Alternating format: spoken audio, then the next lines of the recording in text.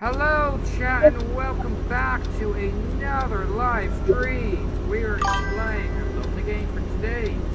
Got my phone? 25 XP! Let's go! As you hear there, that is William in the chat.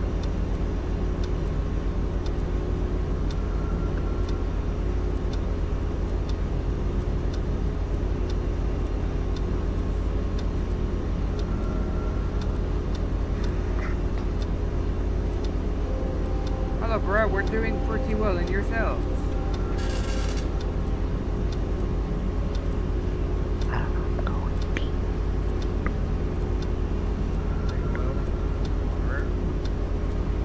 Nice. You're a standard moderator for this channel. Holy avatar. Yeah, we don't question my avatar currently. It is a robot. Hotwire level. Over here. Right here. You have the hotwire controls.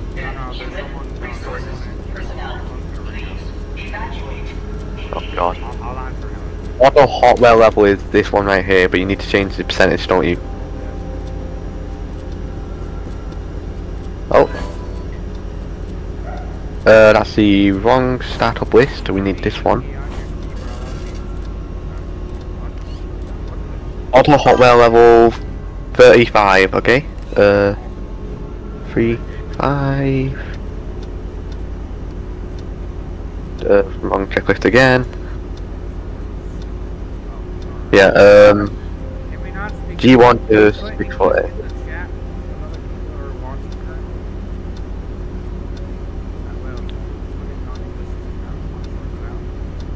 Yeah, I'll check out what it means in a second. Yeah, no, but I can translate it. Yeah, if you could do the breakers, I don't know which one it is. I can't see the chat for some reason, I need to reload it. There we go. Hello? Yeah, I'll check out. There is a fire reported in the building. Oh god. I don't know where. How's it already a fire? Someone's burning the place down.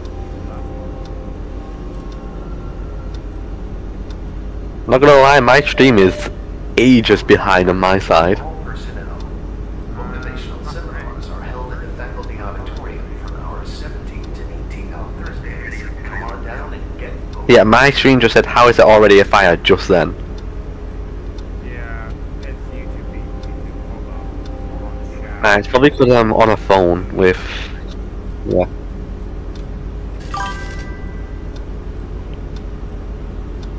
I'm calling 911 since there's a fire. I don't recommend calling 911. It's a game. Yeah, I can hear it. Do you wanna know what that Japanese meant? What's he trying to say? I'm gay? Oh, come on. Not again. Oh, yep, there's an automatic email from YouTube. Hi there, we've detected language on made by the YouTube community standards. Our YouTube Oh. are here to monitor. Oh god.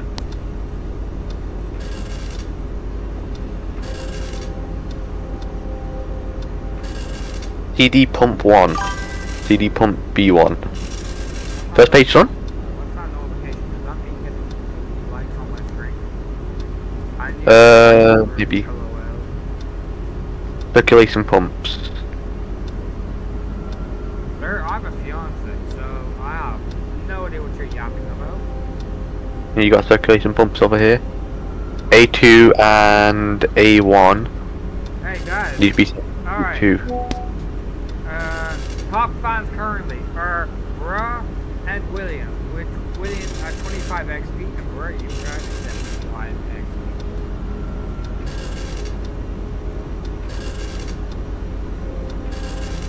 I'll put on some background music, just give me a second. Okay, circulation pumps done. You did the ISO valves, yeah? That means the whole thing's done. Now we need to to do the reactor startup. Put that back so I don't need it anymore in my inventory. Reactor mode 1.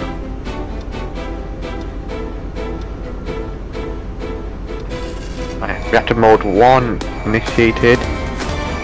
Startup mode is acknowledged. I will acknowledge. Don't turn that off. Don't turn that off not unless it tells you to. I'm clicking not acknowledge.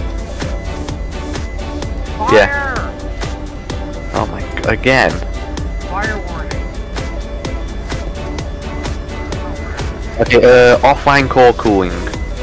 That would be. Which is heat exchange valve A and valve B both closed. I'm rejecting him from off. Also, final. Yeah, hold on. Evacuate? No, we're not gonna evacuate. Master mute and master reset. Right. You know, I'm gonna call engineering 106. Okay, where's the OC circulation pump? Have you done that? I'm calling engineering. Cool, I'm looking for OC circulation. What do you want? Request reset breakers, return it here. Don't do anything. Neither. Request inspection. Circulation pump, circulation. What? The little beeping sound? Yeah. That's me just pressing acknowledge. Circulation pumps 1 and 2 disabling. Just created this YC account. Yes. Oh, nice, bro. Alright, shut down A3 control rods. Here's a fun fact. How about you get active into this server? I haven't seen active. Shut down control rods. Reset mode. Resolve reset mode. What? Engineering, what can I do for you? How do we reset the mode? Engineering is asking what they can do for us. Nothing. Don't reset yet. Reset. You need to do resolve reset mode conflict and ensure A3 rods are in motion and wait for out of zone signal. Engineering, what can I do for you? I'm gonna ask them to reset breakers. No. Orange has asked what the reset is. No, reset meant reset the alarm over here. Not reset breakers. That's gonna mess up the whole system. You want turning here? Don't tell them to do anything yet. Do I hang up then? Yeah, just hang up for now. Goodbye. Thanks, engineering. We don't need your silly assistance today. Have a nice 5 minutes. Are these A3 rod control mods about to move out of the way? Okay, A3 rods out of zone. So now A3 control rods done. Raise thermal temperature. Withdraw control rods. Keep in mind the heat distribution as temperature increases. Keep an eye on water temperature. Do not let power exceed 21,000. We need to withdraw the control rods.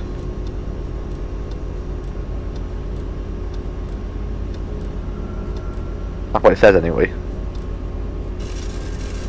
Oh, exactly what I'm doing, but I'm guessing I'm just... How's the stream? Oh. How's the stream? We have a couple people chatting. Guys, let's get some likes for today's stream. You know, consider doing more streams often. Red periods rising. I'm gonna send the link to my Oh god, period. I think the periods will be fine. We need to get more energy coming, which means we need to withdraw certain control rods.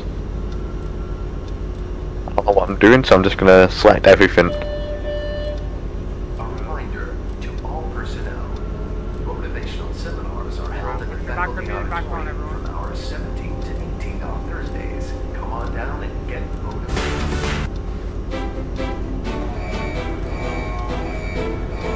What's the alarm? The yellow one? Look next to you. Well, over to the right. What's it saying? What's it saying? Rod selection plus 12. Oh god, that's stupid. Acknowledge, reset.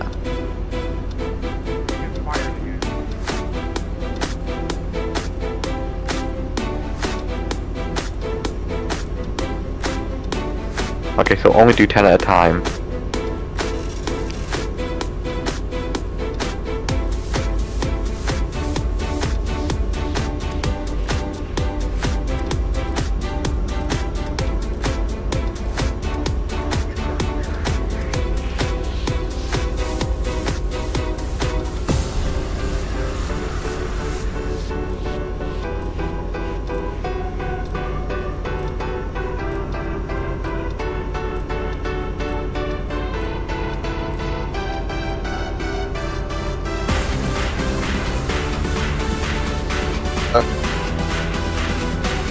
I don't think so.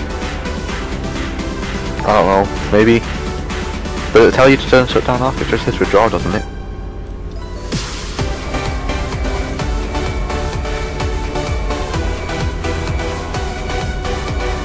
Why is there so many alarms going on? Why is every single controller being selected?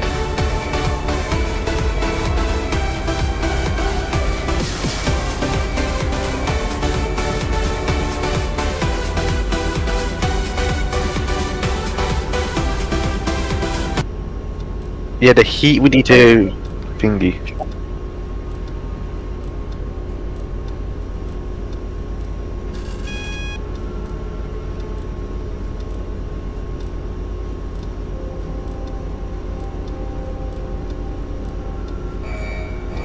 Okay, I'm gonna activate every single rod real quick. I don't care about the alarms, I'm just gonna mute it.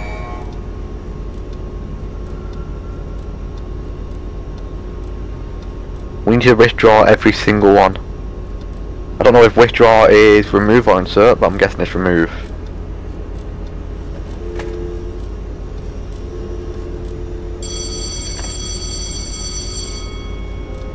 Tell engineering we don't need them.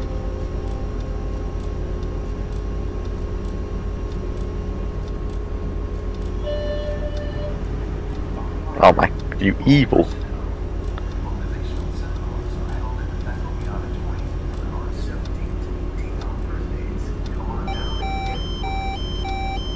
Oh. Remove.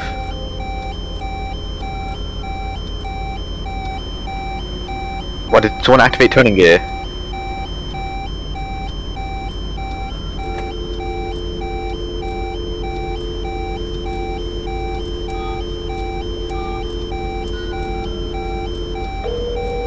Yeah, we need to do the turn gear.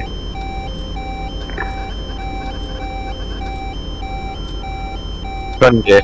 Yeah, turning gear right now.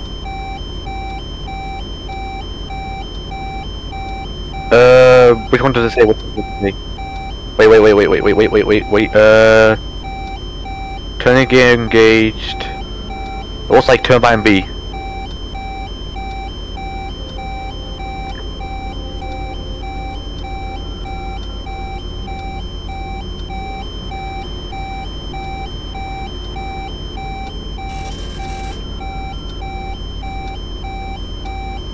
I don't think we're making any electricity at all.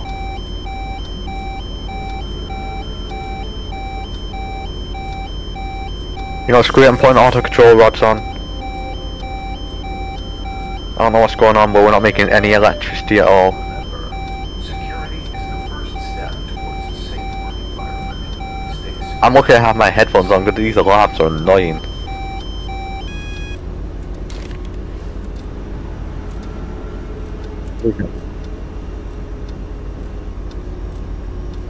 Reset what? No, don't do that.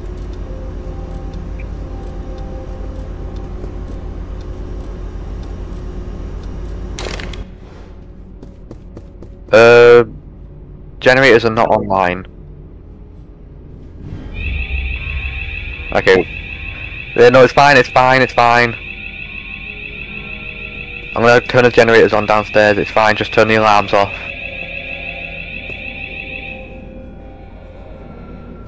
It's nothing. It's nothing. I totally didn't turn the generator on and it totally did not explode.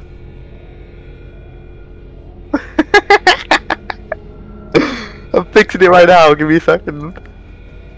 You need to turn them on manually first, I'm pretty sure.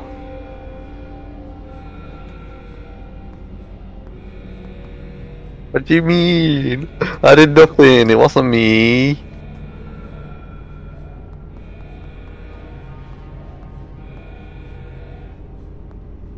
Your entire stream of no offense, but only one person.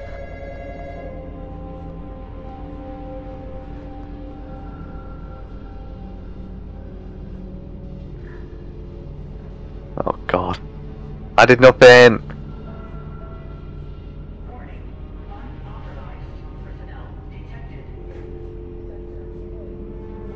Yeah, I did nothing. We need to turn the generators up.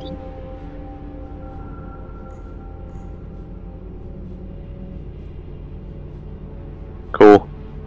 I'm turning the generators on now. Manually, and then we can turn them on in the reactor room. We just need to wait for them to get up to speed. We need to make a bit of electricity, so we're gonna have to use normal generators now.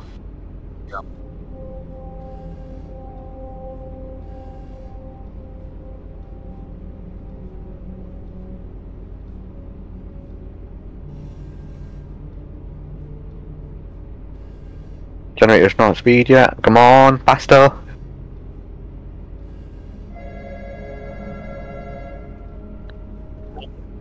Generator A is not at speed.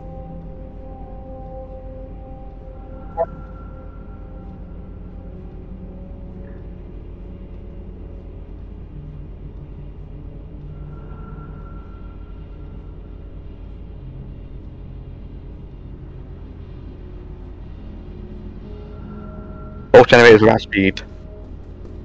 Now I just need to turn them on in the reactor room. Yeah, I'm going. You have to turn them on down here first and then go up. What?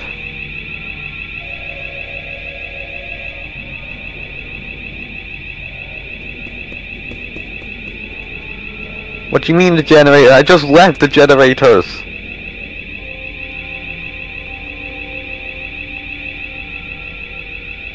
Oh, I'm going upstairs, I need to see this. The thing is, we're meant to turn the generators on. If we don't turn the generators on, we don't get any power at all. Then we can't turn the reactor on anyway.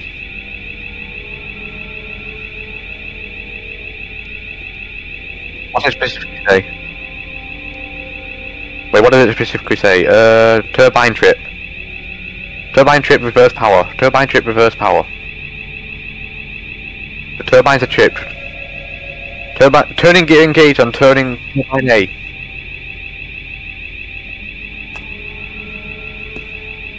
Hang up. You need to call engineering for turbine A turning gear. I believe so. I'm turning the generators on now. Acknowledge. Why did you turn the lighting off? No, I'm talking about orange.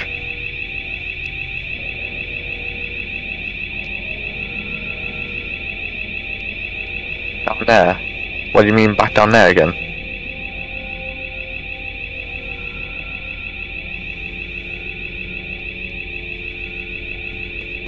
Okay, I'm... Master reset acknowledge. Okay, wait. Hold for a couple 5 seconds to prime offload.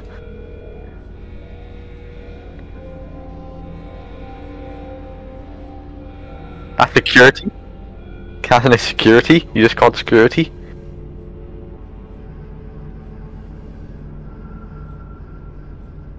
Okay, what do we need to turn off? Don't turn the breakers off.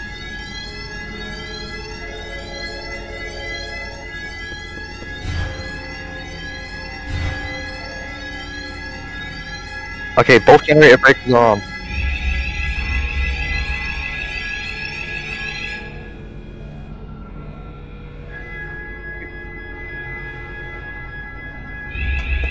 Okay, I can't turn that one on.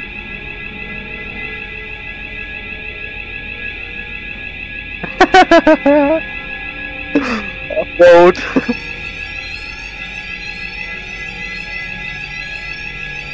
I'm in the offload. Master reset, acknowledge. Master reset. God, everything's going horrible. None of the coolant pumps are even online. They're not getting power from generators. Yeah, it's just so whatever.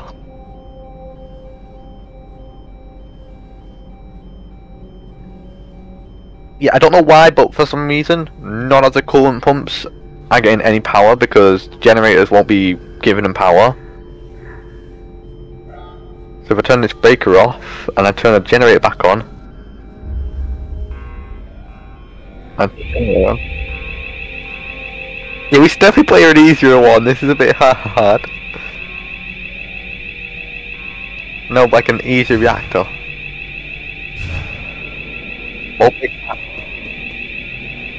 It does it automatically every now and again.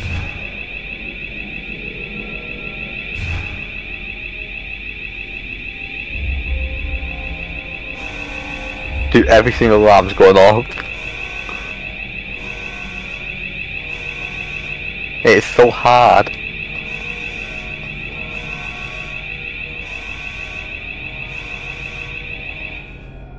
Hold on.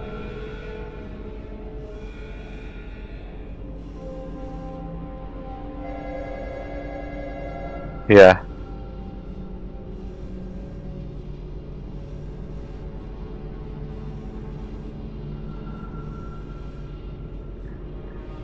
Auto control on. Cool, I just turned auto control on, so it should be working fine now. Not the best, but yeah. Don't mind that.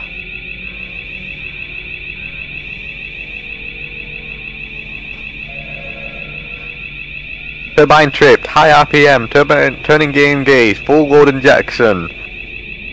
High bearing recuperation. Everything's going wrong. Look at all the alerts on the turbines.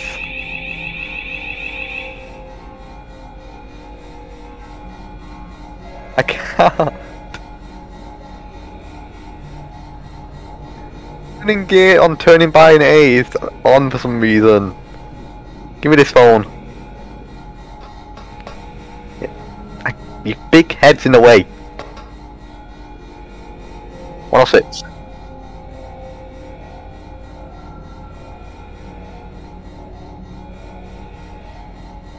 Hold on.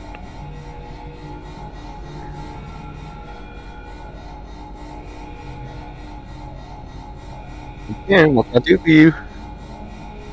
Turning gear for turbine A. Disengage. Nah, B's fine. Turning gears on turbine A needs to be turned off. Fire has begun extinguished, however we no longer have spares for the damaged turbine. It is no longer operable until a new one is ordered.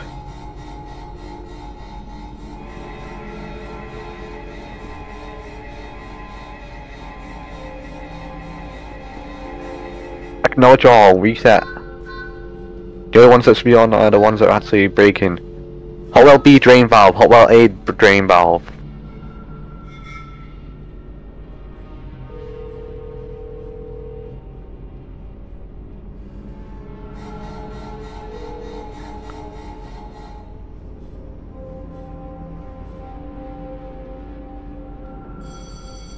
No. We don't have any energy to put online.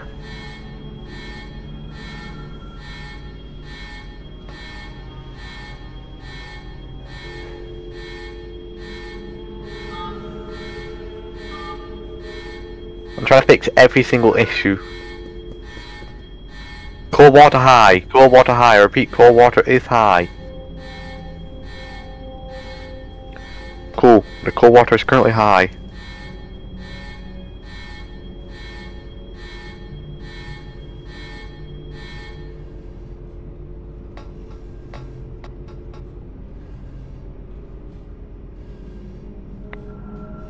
Yep.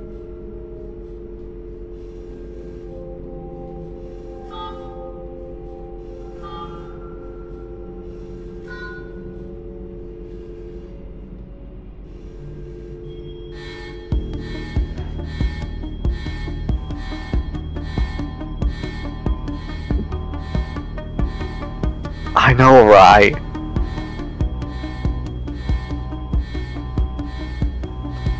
I'm turning all the relief valves on. Hot water drain is going on. Relief valve open.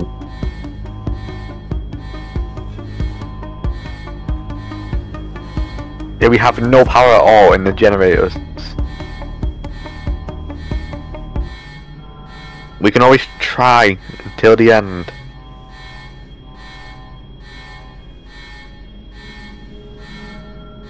Condensate pumps are all going on.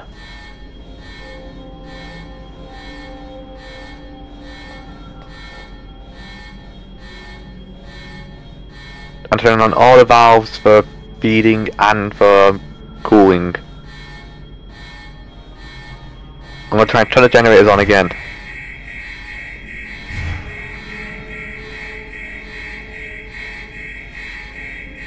Acknowledge, reset.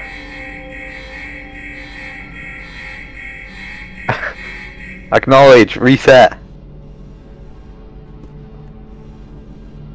Deactivate A water level low. Deactivate B water level low. They don't have water.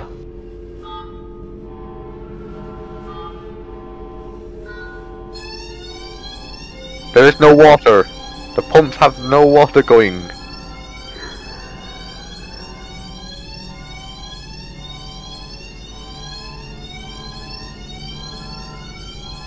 If you really want to. Up to you, it doesn't really matter this way, I'm just gonna try and fix everything. Acknowledge. Master reset, master reset. Hot well B drain valve, hot well A drain valve, circuit drain valve.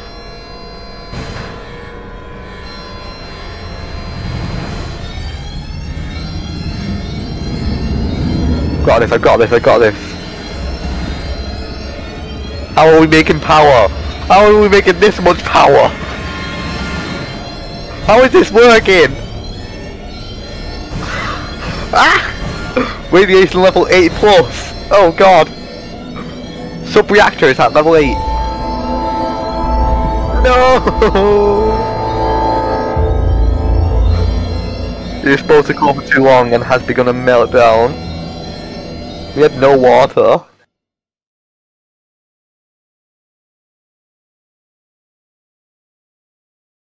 We should play a different game.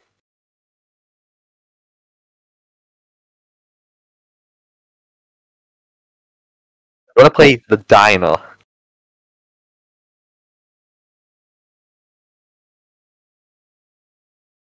Dude, we got so close in the end, it's just we have a meltdown. Let me see if I can get a private server on this game, actually. Dino, I'm gonna see if I can get a private server.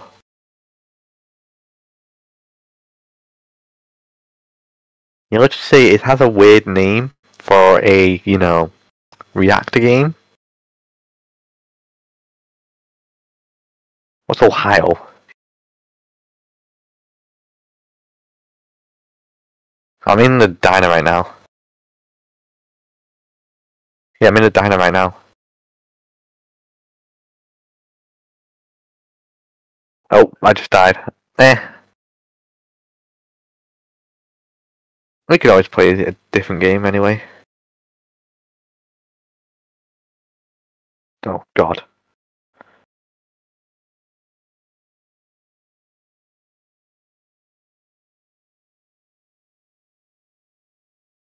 I think I might play some Snowpiercer Engine Simulator. Another really complicated engine simulator for a train. Okay, you should totally play with me on Snowpiercer Engine Simulator. Nah, I know you love engines on trains. Tell me favourite is so we can play that in a minute. says you're offline. It just says you're online. What game are you playing? American Planes.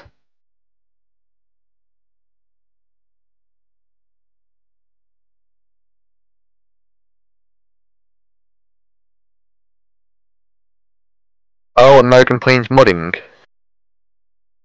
I played that one before.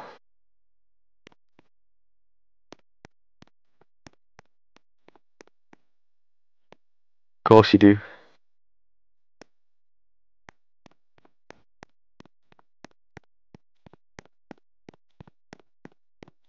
Yeah, I'm really confused by the way, because whenever I look at a private server that you're in, it says you're a blonde-haired noob. I know you're not. For some reason you're a blonde-haired noob.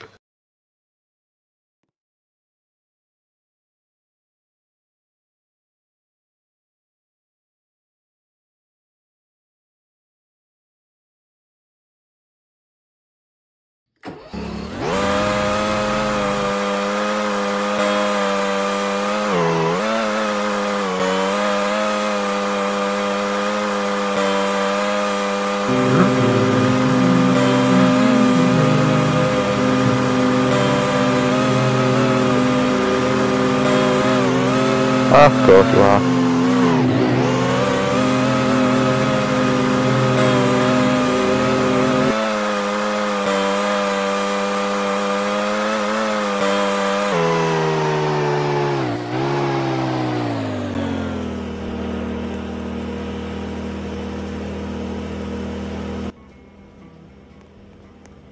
Hey, I'm in my menu and I spawned something.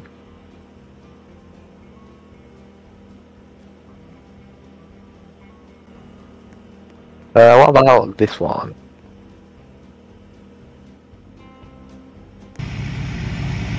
What a semicolon mod?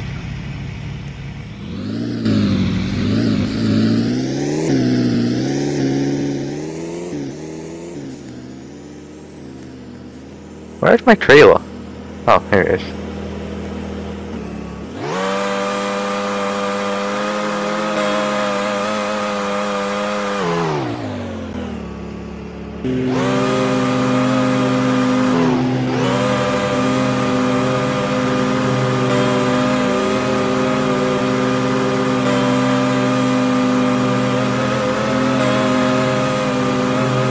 I see you over there.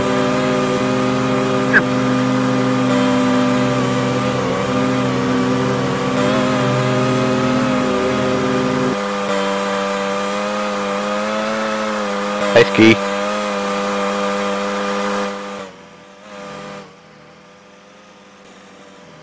I'm going camping.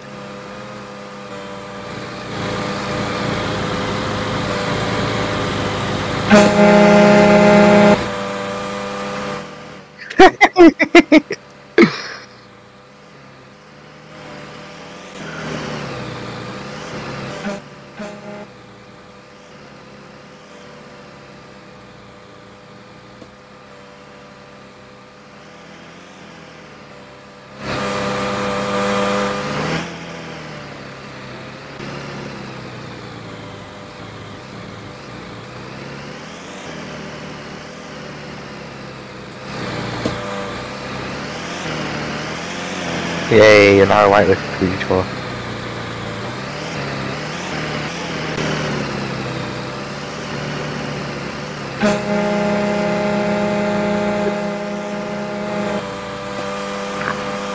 Ram me off the road. Bruh.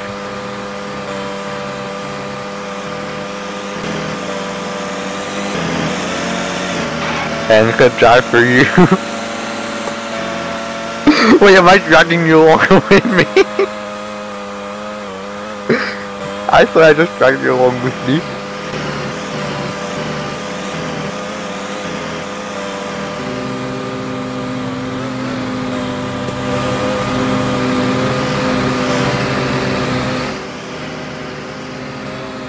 Oh my god.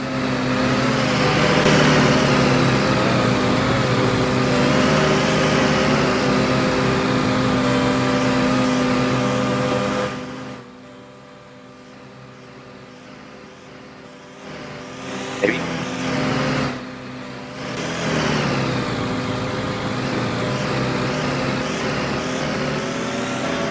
I'm gonna find a camping spot.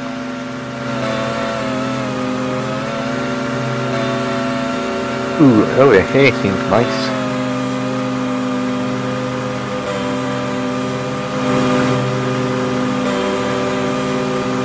Oh my god.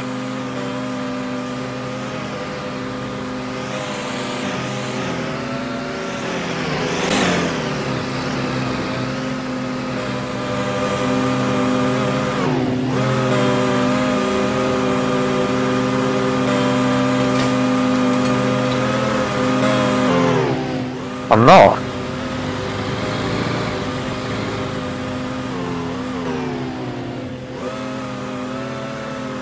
Ah, weird, I'm calling for help. Right, where's this door? Open up. Let me to expand this out. Hello, I'm expanding my house. Ah, nice. I'm expanding my house out.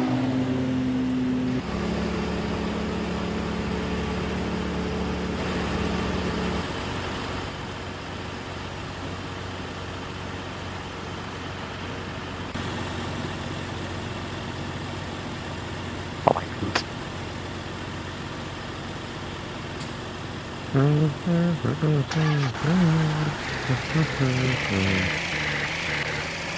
You need admin to see and edit settings.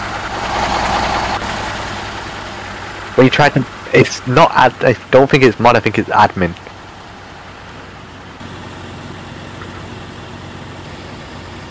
No, what I'm saying is, I'm pretty sure it's not semicolon mod William. It's semicolon add, like admin. Because in this game it's called admin, not mod. I don't know, maybe. Is there a command?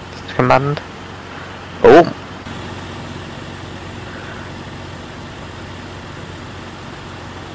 So the admin plus can see commands.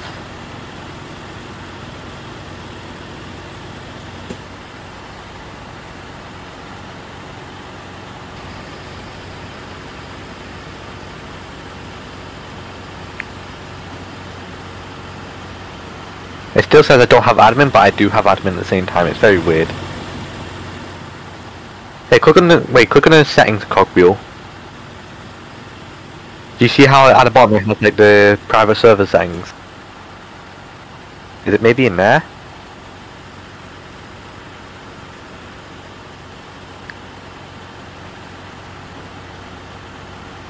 Yeah, I wouldn't know.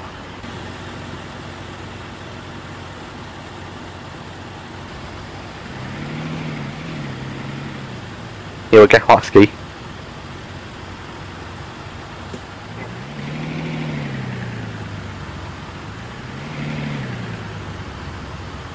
I'm going tornado hunting.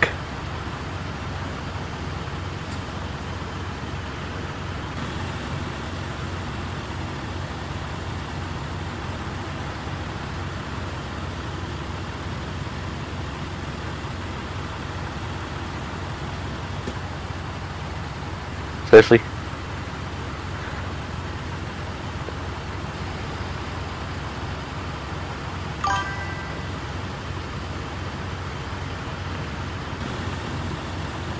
I don't know.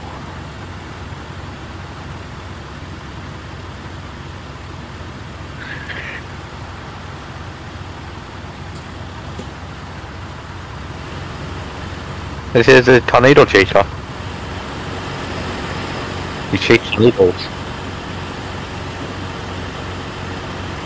You can just spawn it in. Yep.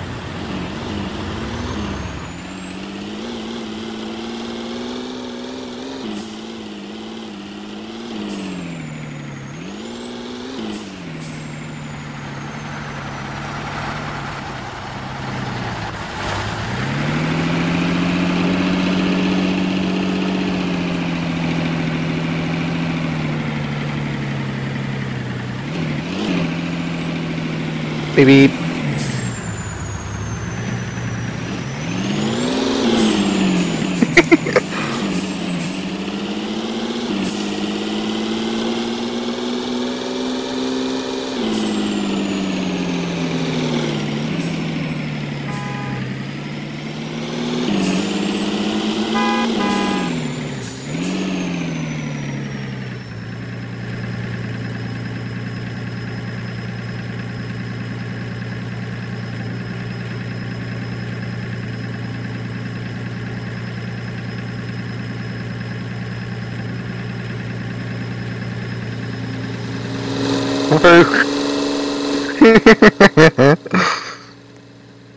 I just literally drove straight through.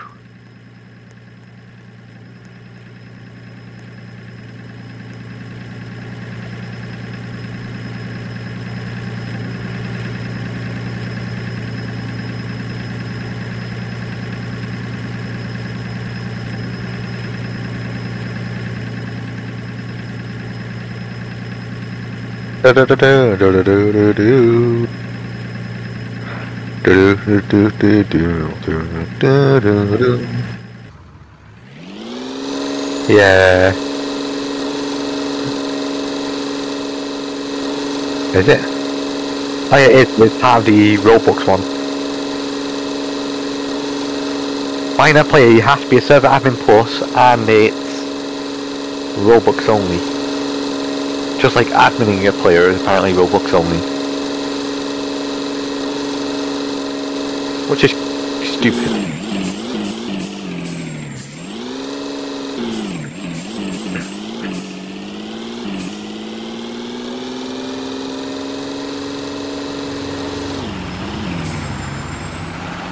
Hey. Trying to kidnap me?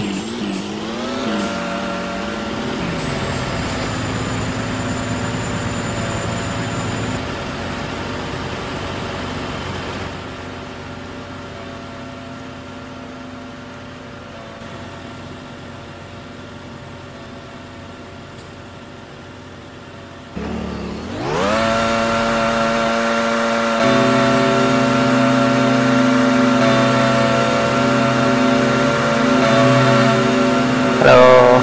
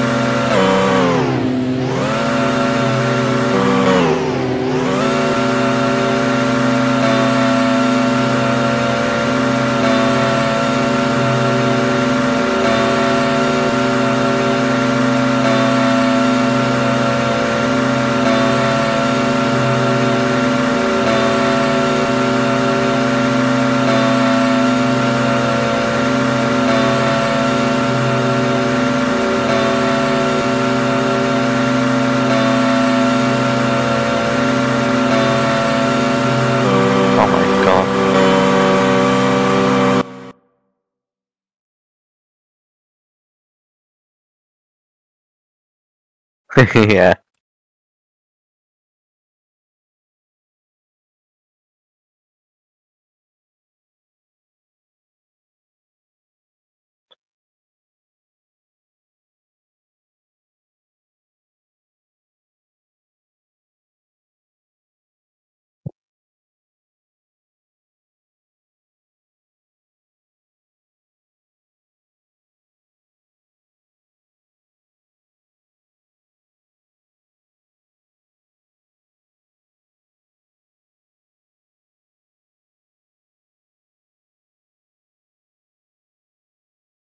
So that just does your walk speed.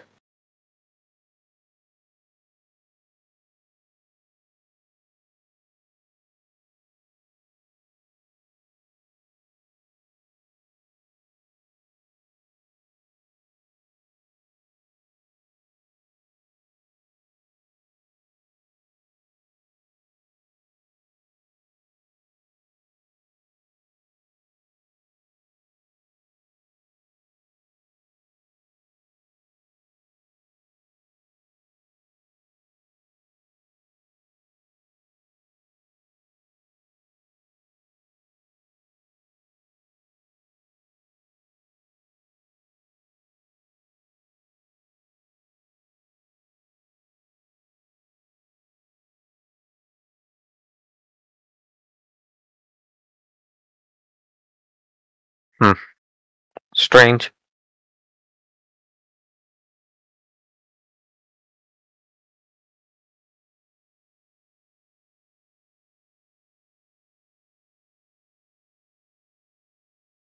I wonder where I should go.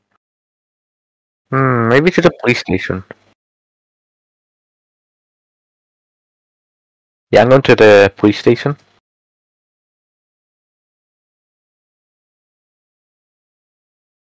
Need to call someone up to get arrested.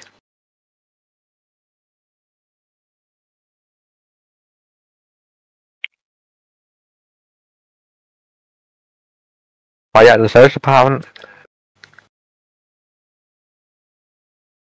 Hey, why?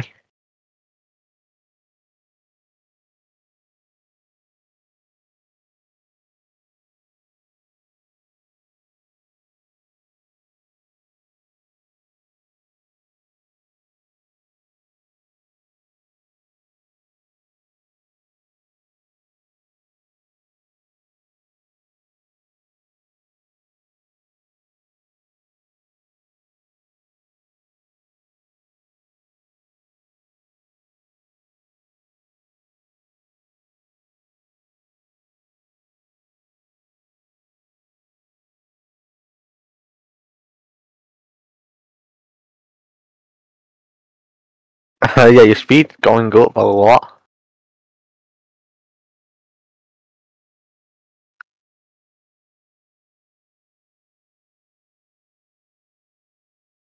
You turn your engine off, by the way. You so good. Sounds like it's still running. There we go.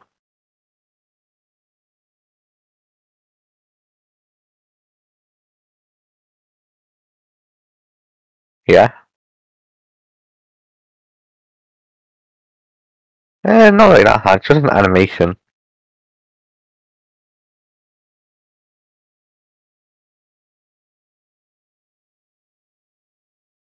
Hey, it's all just animations and stuff like that.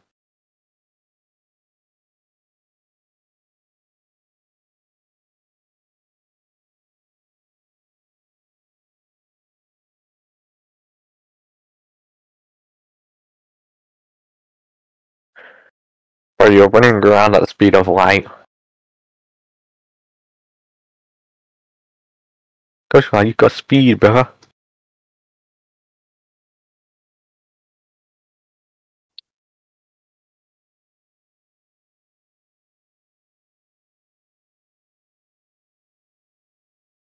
You can set your speed out and back down to normal, which is about 16.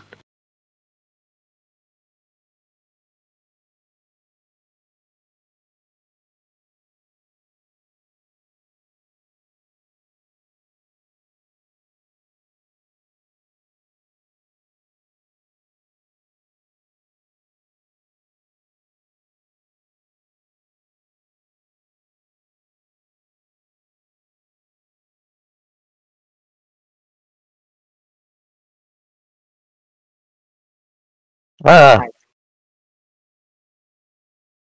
don't got my freaking vehicle.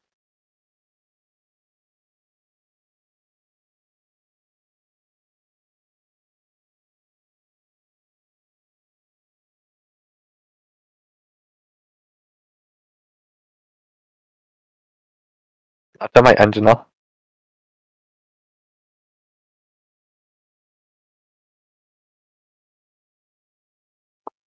I got like 20 pings.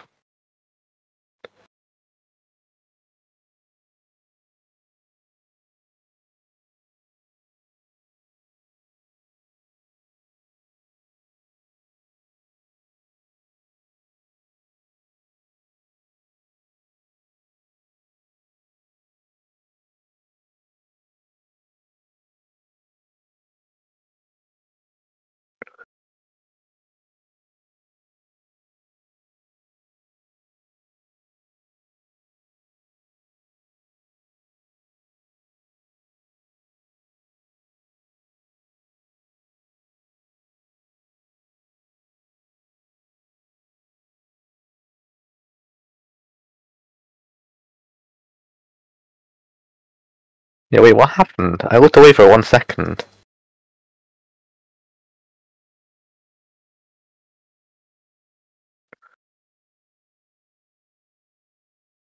Well, I've got to go get my things back then.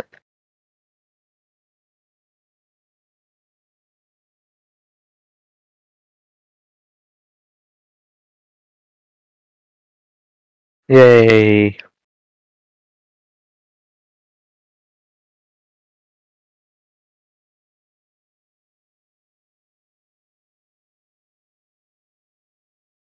Yeah. Alright, everyone, I'd like to thank you and my chat sponsors and everybody else for coming to this lovely stream. I don't know, I'll be ending in a few moments.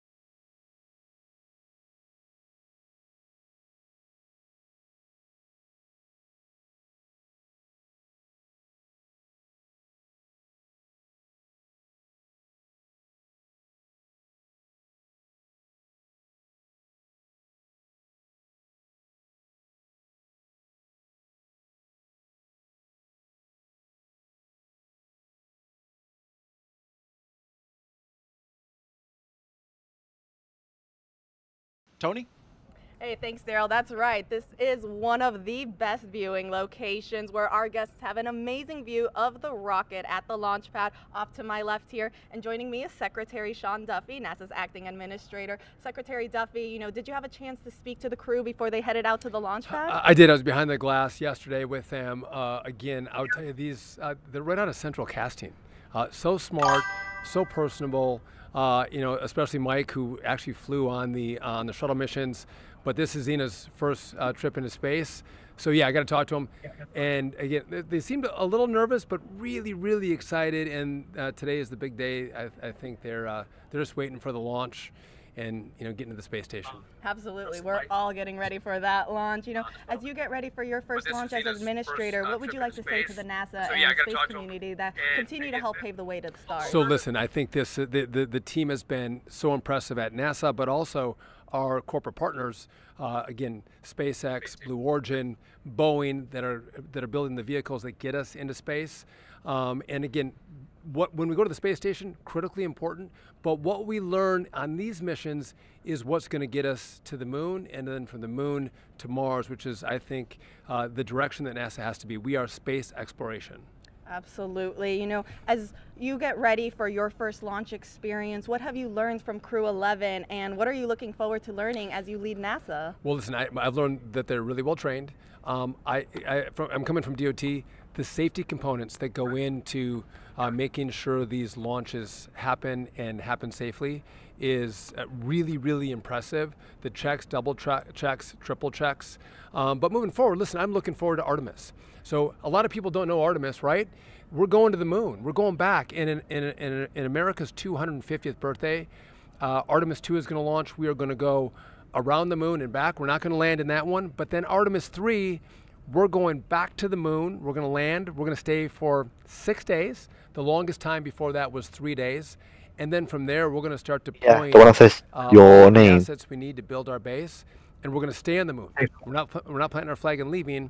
We're going to stay, learn, and then go to Mars. Again, there's critical real estate on the moon. We want to claim that real estate for ourselves and our partners, which is going to be critical to be successful in that mission. Absolutely. A lot of exciting missions coming ahead. I mean, you just mentioned one. I guess what should be that next exciting mission that the public can look forward to? Well, I think it's going to be Artemis 2, right? Again, going back to the moon. And again, sometimes you might think we already did that, right? We did that in the Apollo program. But what's happening with technology to get us there? It's revolutionary. And what I love is sometimes people go like, well, what does this mean for us on Earth? Why are we doing this? Well, there's the exploration point of being an American, and that's what we do. We explore. We were pioneers. But also what happens with our scientists, our engineers, the machinists, the welders, the jobs that are created, yeah, I mean, and the quality. It's always exciting when you get to see rockets go into space. In America, and the time frame in which we can produce them is amazing, and we have great competition. Obviously, this is a SpaceX. So over here, it's a SpaceX rocket, which they have been remarkable.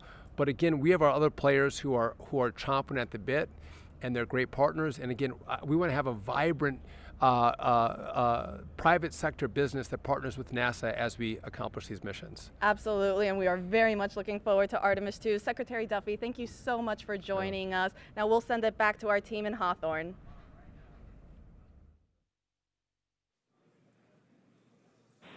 Thanks, Tony. That was an awesome interview with Senator Duffy. We are also really excited to see what Crew-11 does and accomplishes on their mission. But now let's bring it back to Mission Control here in Hawthorne, and the teams are continuing to prepare Falcon 9 and Dragon for launch. Falcon 9 is the first orbital-class rocket that is capable of reflight. Together, Falcon 9 and Falcon Heavy have completed more than 519 launches and over 448 reflights. Incredibly impressive, and today the booster that Crew-11 will be using is going to attempt to land at Landing Zone 1, which is just down the coast from NASA's Kennedy Space Center in Florida. This will be the third flight of this particular first-stage booster after supporting a Starlink mission earlier and recently Axiom Mission 4. That was the successful fourth private astronaut mission to the International Space Station.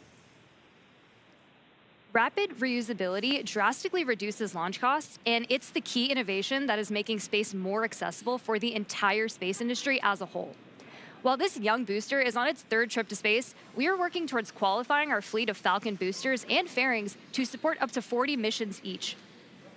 For those of you following along, we're currently at 29 flights of a single Falcon booster, which is absolutely wild. Increasing Falcon's flight count provides valuable information and data on repeated reuse, which is a super critical element in making life multiplanetary. This same spirit of continuous iteration and innovation does not stop with Falcon 9.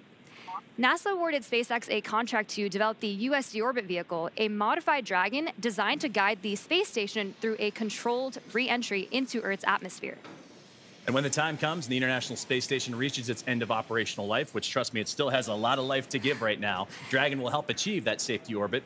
During the cargo resupply mission, Dragon successfully performed a reboost test for NASA. My cat keeps killing mice in the garden. Change the station's orbit, and we'll my sister is scared because of it. Plans for the upcoming commercial resupply mission number 33. For some reason, she really doesn't want the mice to die, even though it's literally a vermin in our place. This modified trunk will give Dragon the ability to change the station's velocity by up to 10 meters per second. And it's a vermin. Added capabilities will provide NASA with additional options for station operations in the coming years. And yet another innovation that SpaceX is working on is the intravehicular spacesuits, or IVA suits, that astronauts wear during Dragon missions. These suits are worn by the astronauts while they're inside the spacecraft, versus the extravehicular, or EVA spacesuits that are go for propellant load and launch. For all operators in MCCX and Hangar X, both control rooms will go into lockdown at T-minus 45 minutes and will remain in that state until LES is disarmed. All operators are to remain at their console and maintain a sterile cockpit until MD confirms successful disarming of the launch escape system following orbit insertion or propellant offload in the event of a scrub. For non-urgent no-go conditions, brief the CE or LD and they will approve aborting the count. For urgent issues affecting the safety of the operation, operators shall call hold on the countdown net.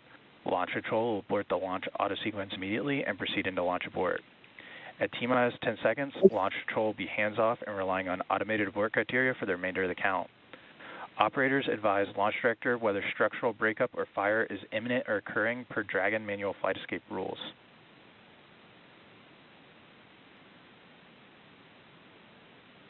Launch control, you may proceed with arming the crew arm for movement.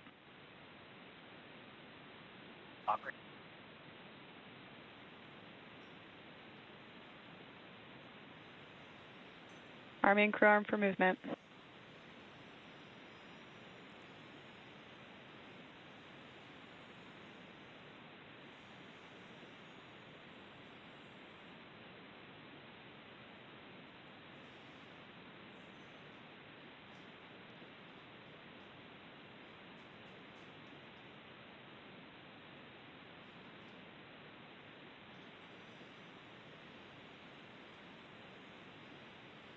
Crew access arm retraction started.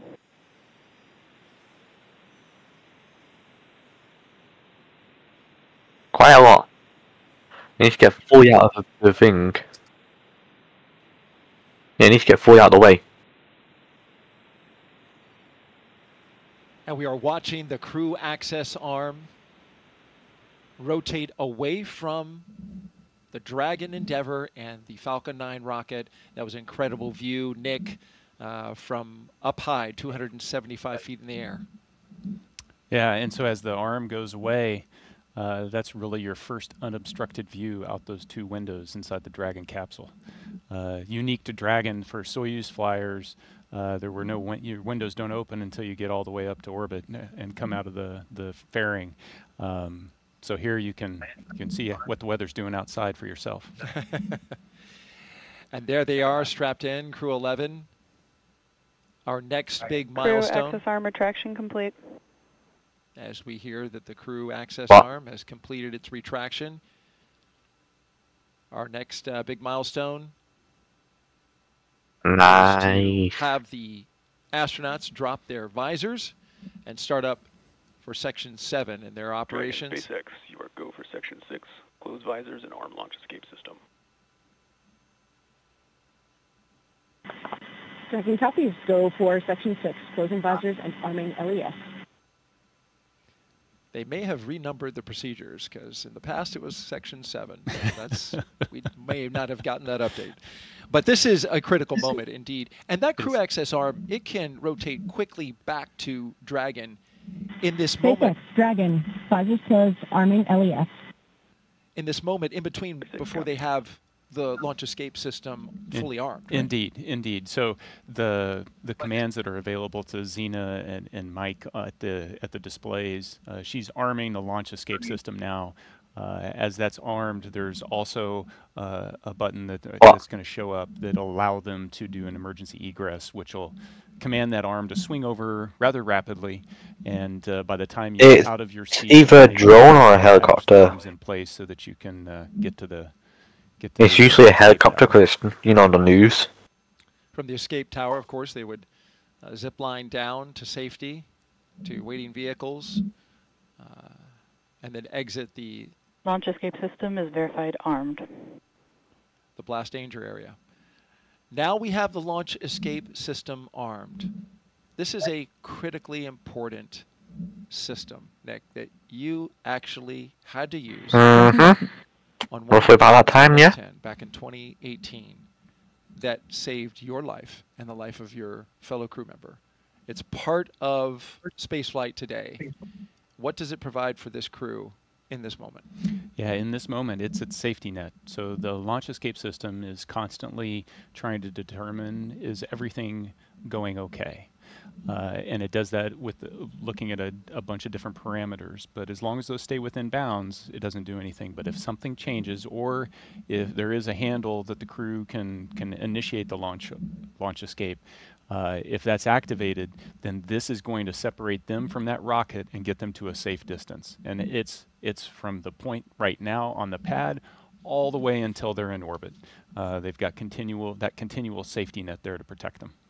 That capsule can get up in a hurry, too, as you were mentioning with these abort systems. They got to move quickly, going 436 miles per hour in a matter of 7.5 seconds. The Dragon can do that when it fires up its Super Draco engines if it were needing to get away from the pad in a hurry. Yeah, absolutely. We're about to load the rocket full of fuel and oxidizer. And so if that energy is released, you need to be as far away from it as you can be. And so that escape system is designed to get them away in a heartbeat.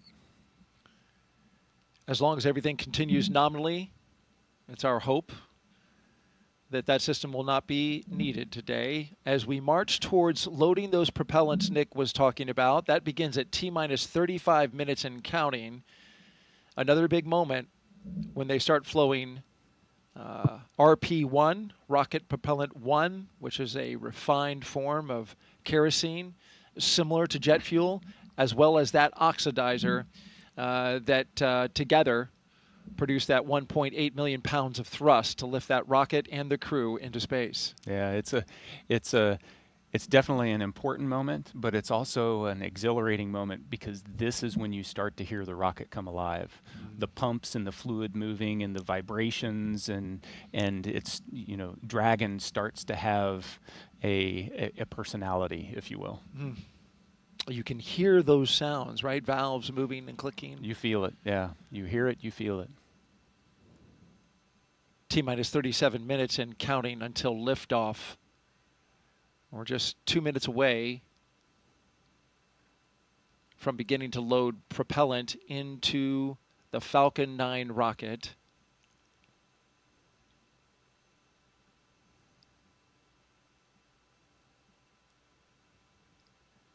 Weather is looking good at the moment. We are 90% go.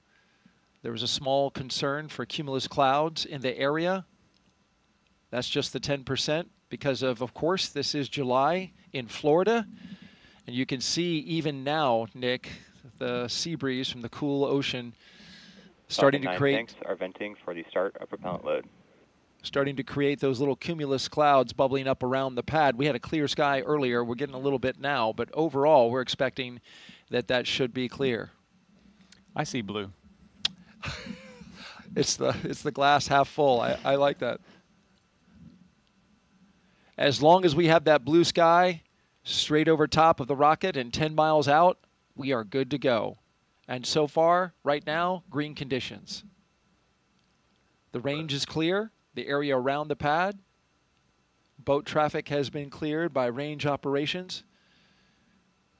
Our partners at the United States Space Force, Cape Canaveral Space Force Station, where Nick, of course, you in the Space Force, a Brigadier General, have cleared the range. They are currently monitoring it, making sure that no one can get into the path of the rocket from down on the ground or in the ocean, for the reason that if anything were to happen and any equipment or any spacecraft parts were to come down on them, you wouldn't want to pose a risk to those below.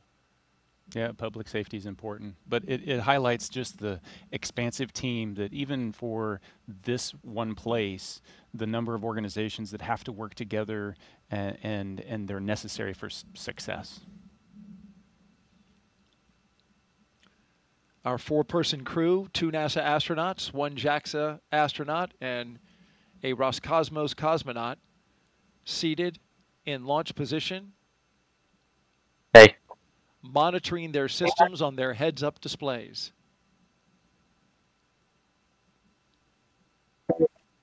In the foreground on the right, that is a launch tower for Starship, the vehicle that SpaceX is currently testing and developing for use, among other things, in the human landing system for NASA. The launch auto sequence has started. And that's the call that begins the propellant flowing into the rocket. And now we are on an autonomous timeline counting down to 0 at 12:09 p.m. Eastern Time. This is a good milestone. It really signals that we're going to space. Yeah, it's you know, the clock is definitely ticking. Up to this point, the crew's been strapped in for a little more than 2 hours.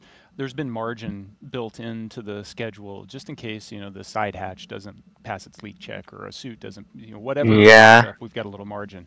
As we get closer and closer to liftoff, that margin disappears, and so now we're on a pretty tight timeline. All depends on stuff.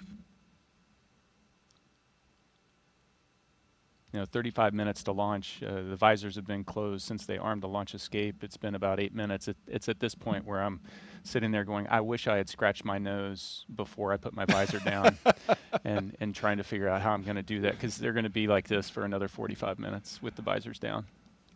Boy, that sounds like a long time when you put it that way. Well, there's great anticipation, right? This is the moment they've been training for, a year in the making. For Zena Cardman, who's essentially trained twice, even longer than that. They have been looking forward to this moment for so long and training so intensely, and here it is upon us. Yeah, and you know, the time for reflection was in those 2 hours leading up to this point.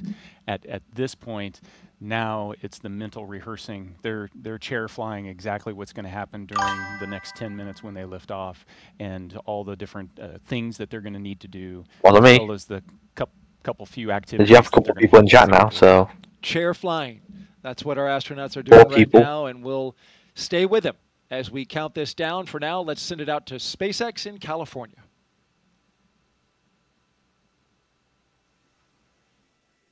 As Daryl mentioned, propellant loading of both RP-1 and liquid oxygen began at T-minus 35 minutes, right on schedule. And weather is our main watch item right now. But I am hearing from our vehicle teams that everything looks good for both Falcon 9 and Dragon. So next up, at about T-minus 30 minutes, the SpaceX launch director will inform the crew when loading of cryogenic helium will begin, first on stage 1 and then on stage 2 about 4 minutes later.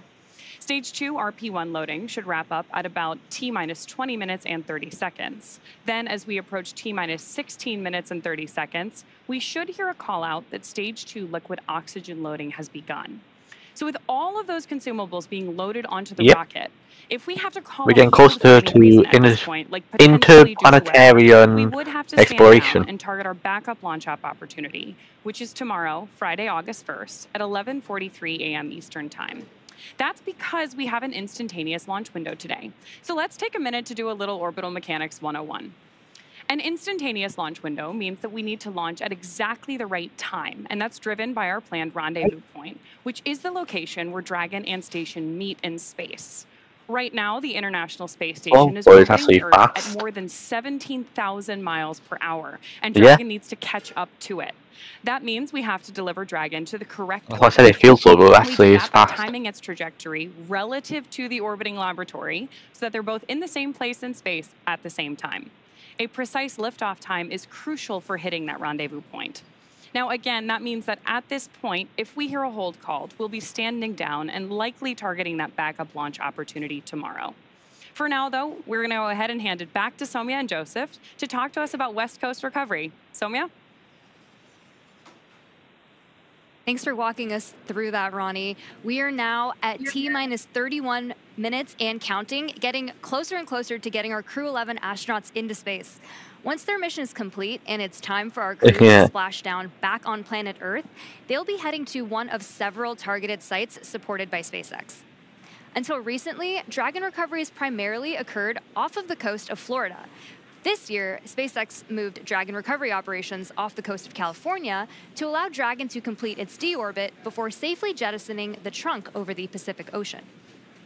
When they return, Crew-10 will be SpaceX's third crew mission to splash down in one of the new locations. From-2 was the first back in April this year, followed by Axiom 4 in July. The new splashdown locations are near LA, Oceanside, and San Diego. The recovery vessel, Shannon, will be stationed in Long Beach to support the new West Coast splashdown operations. Spreading these supported sites across multiple locations helps to maximize the return opportunities, lowering the chance we'll have to wave off due to bad weather. And when the spacecraft re-enters, those in the immediate area may hear a brief double clap of a thunder-like sound known as a sonic boom. I can't wait to hear one myself one day, but to hear everything that's gone on and to move operations to the West Coast has been incredible to watch, both from a SpaceX standpoint and from NASA, to see the teams across the country working together, the International Space Station Commercial Crew Program. And like Nick mentioned earlier, there's an army behind every one of those movements and getting ready and preparing for these West Coast splashdowns. So it's going to be phenomenal to watch and see NASA's first crew mission return on the West Coast. Well, back to today's mission, Crew-11, as they continue to get ready to go. They're inside now. Well, yeah, they could, but launch time. what's the point of doing that? At more and a bit more and learn about the astronauts flying today. They could technically ground everything if they really wanted to, but like, what's the point of grounding everything? It's innate in our human nature to want to keep exploring and to keep pushing boundaries. Everything that we do in space is ultimately what I would personally do for the human is, because technically the government own the airspace, why not just make it so the airspace around these places you can't fly over? It's actually good for everybody. By understanding how to live and work in Not even why there's a lot wrong, it's just you can't fly over it, simple. We can now become a multiplanetary species by having bases on the moon and bases on Mars. И выполнение полета в космос, на мой взгляд, важно, потому что в конечном счете необходимо человечеству будет двигаться в дальний космос для того, чтобы открывать новые миры, исследовать новые и новые горизонты. For me, it's a really compelling goal to go farther and farther afield in space and pushing our boundaries as a human species that way, learning more about our own home planet as we try to go farther. Oh yeah, it's not just an application, you have to go through the G-force training and stuff like that. International Space Station for 25 years. We're ready to make the next steps. We're ready to go to the moon, we're ready to go to Mars, we're ready to explore the solar system. We understand the effects of what life... Well, it depends on the situation. Sometimes you don't actually have to do it if it's only going to the edge of space. Get ready and go to the moon and Mars, and that's why it's important to go to space. The who? All right, let's head back out now to a launch viewing location where Tony's at for another interview with some special guests. Tony? Hey, thanks, Daryl. That's right. Joining me is Dr. Stephen Platts and Dr. Lori Glaze to talk to us a little bit about the human research that's going to be on this mission. You know, Steve, can you tell us a little bit more about what human research Crew-11 will be conducting? Sure. We're very excited for the launch. We have 10 experiments flying on Crew-11. Everything from cardiovascular systems, central nervous system, all the way to genomics. The full breadth and oh my God. Very important risks for us to get to the moon and Mars. That's a lot. You know, speaking of the moon and Mars, Lori, how does the human research conducted on space station help us for those future missions to the lunar surface and eventually Mars? I'm so glad you asked that question. You know, a lot of times we talk about the future, you know, we're going to explore the moon and Mars. It's here. We are actually less than a year away from our first crewed launch, where we're going to send 4 crew out and around the moon for 10 days and bring them back. And then about a year after that, we're going to land on the moon. And we need to be ready, right? We need to be ready for the trips to the moon and then eventually to Mars. Our crew are going to need to be able to thrive in an environment where they're in microgravity, perhaps for as long as a year. And then we're going to need them to perform on the surface of Mars under 1/3 gravity and do their exploration activities. So we really need to understand how they're going to react and respond to that environment. And the experiments that are being done on space station today, it's such a unique laboratory where the kinds of things that Steve's talking about, we can study physiological responses to bones, muscles, blood flow. Mental health is incredibly important part of this activity. And the experiments that we can do, for example, growing plants without soil, recycling water. I'm moderating my phone, but no one's even talking. Water, maybe 98% of the water that the crew uses. Just watching the video. We need to bring along. And then sensors that can detect, for example, solar storms, so that our crew can take shelter or protect themselves while they're on their journey. So again, the experiments that are being done are incredibly important to our planning, which, as I said, we're launching in less than a year. We need to be ready. Oh, so that way if I need to go AFK, I can still moderate. Of valuable research that we are gathering. You know, speaking then on, you know, the research for Crew-11, Steve, I heard, you know, there's a new experiment that's going to space station. Tell us a little bit more about that. Yeah, that's called manual piloting, and what that is looking for is the ability for the crew to land a vehicle on the lunar surface. So we're looking at the sensory motor aspects. Yeah, I know. Like in my life. And putting them all together, and we have a simulator that actually moves in all dimensions and allows the crew to feel like they're actually landing a a spacecraft. And we're doing that pre-flight. We have some devices on stage to do in-flight measures as well as post-flight. So that will give us a great idea of what we need to do to prepare the crew to land on the lunar surface. Great. I mean, you know, Lori, tell us a little bit more about those benefits of traveling then beyond low Earth orbit now. Well, you know, the reasons we're going to the moon and eventually the ability to establish a permanent presence on the surface of the moon. Yeah, I heard that. To say that we can go back and visit multiple times is the science that we want to yeah, I heard the that. surface of the moon will be incredible. We're going to a place that is totally different than where the Apollo astronauts landed, so totally unique environment, different lighting conditions, different geology of the rocks. We anticipate there is water ice beneath the soil in some places near the South Pole, where we're going to land humans for the first time ever. So we will be able to do incredibly unique science. It's basically just a massive spider. Be able to continue the human research aspects for unlucky for you. Days on the surface of the moon, where we're trying to live and work, and that will again feed forward to help us be better prepared for Mars. Absolutely, a ton of exciting things coming up. Thank you both so much for joining us. Now we'll send it back to Daryl and Nick. Oh my God. Thank you, Tony. Crew-11's time in orbit will teach us how to keep humans healthy in space for the long haul. It's funny because if anyone watching this stream has their sound on, they'll just hear me talking to myself. Are training for a very different challenge, a 10-day mission around the moon. And before they launch, but they don't hear you. The Department of Defense are making sure they know how to get them home, even in an emergency. Here's Reed with a behind-the-scenes look. I'm literally watching it on my phone with the sound on it. It sounds like I'm just talking to myself. Hi, I'm NASA astronaut Reed Wiseman, commander of Artemis II. Give it a couple seconds so it come through. As you can see, work is well underway for our next mission to the moon, Give it a couple both seconds. on land and off the coast. Back in June, teams with NASA and the Department of Defense used an area of open water off KSC to rehearse procedures for a possible rescue after an ascent abort from the SLS rocket. Instead of using astronauts, they used a set of test mannequins staged inside the crew module test article, a full-scale mock-up of the Orion spacecraft. I don't know, but I can't hear you. Pararescuers jumped from a plane into the water with their specialized equipment. You know, I still can't hear you. I don't know, they're dropping some like packages or something. Yeah, This is one of 2 emergency procedures they rehearsed should they need to rescue me, Victor, Christina, and Jeremy during a scenario. You didn't see what they were doing. And back to your own. Oh, they're probably doing a training, maybe. Is complete inside the vehicle assembly building. Teams with NASA's Exploration Ground Systems have been running SLS integrated testing, where they powered up both the core stage and boosters for the they're probably doing a training now specifically so that the people that are about to go in space feel more secure. Yeah.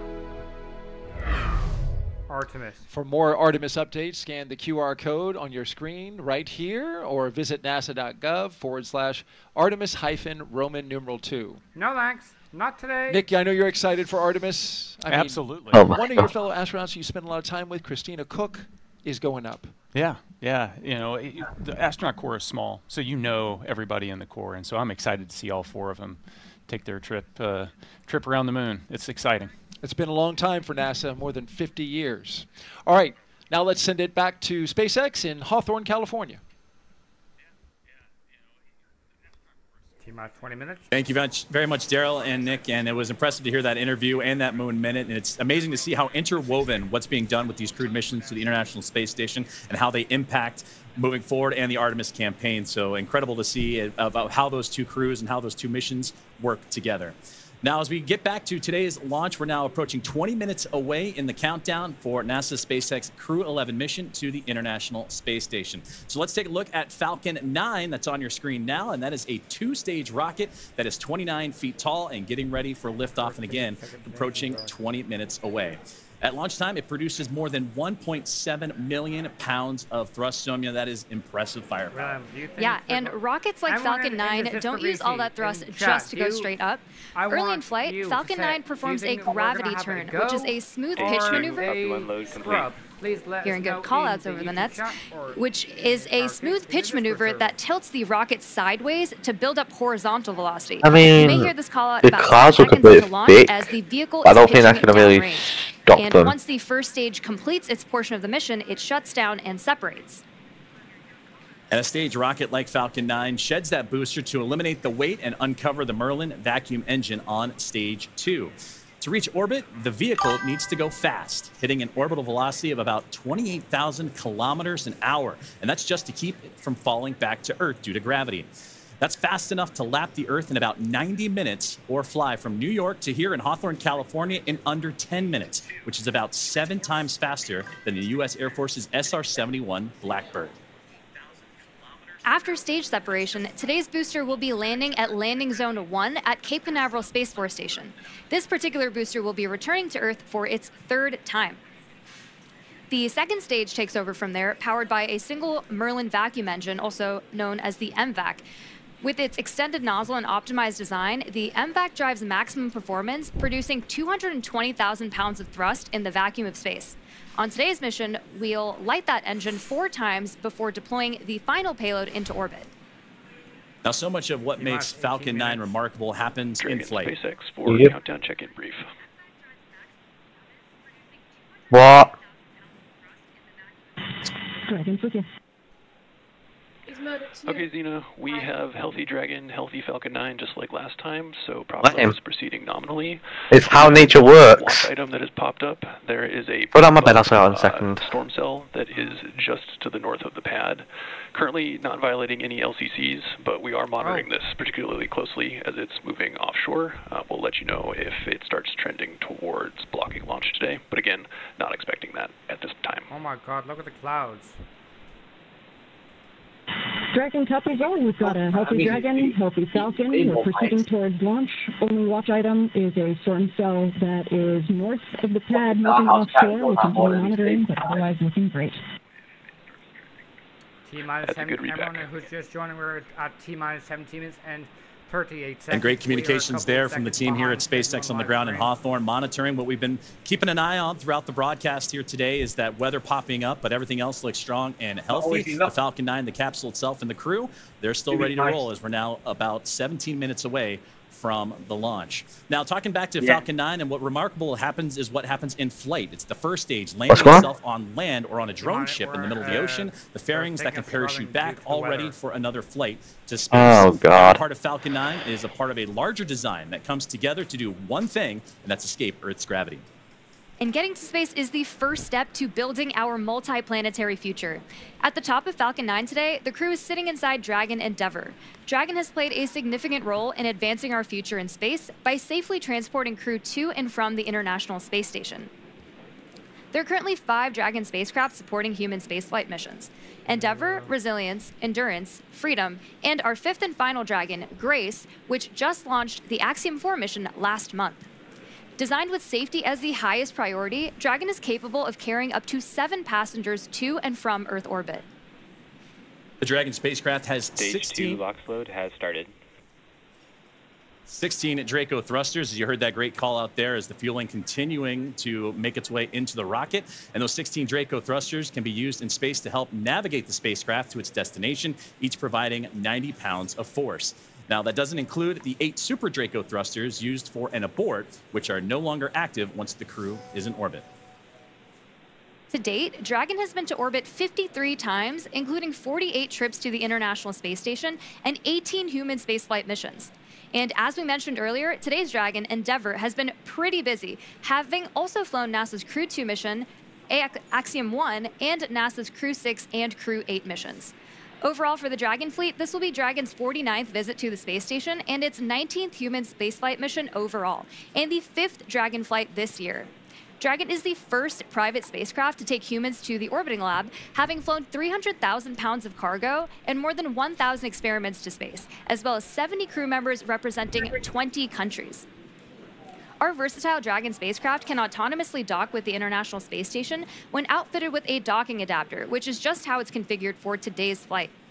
And when it's not going to the space station and it's in free flyer mode, the docking adapter can be swapped out for a cupola, as it was back during the Inspiration 4 mission. 2 seconds. Another option we have is the Skywalker hardware, which supports extravehicular activities or spacewalks, as we did during the Polaris Dawn mission.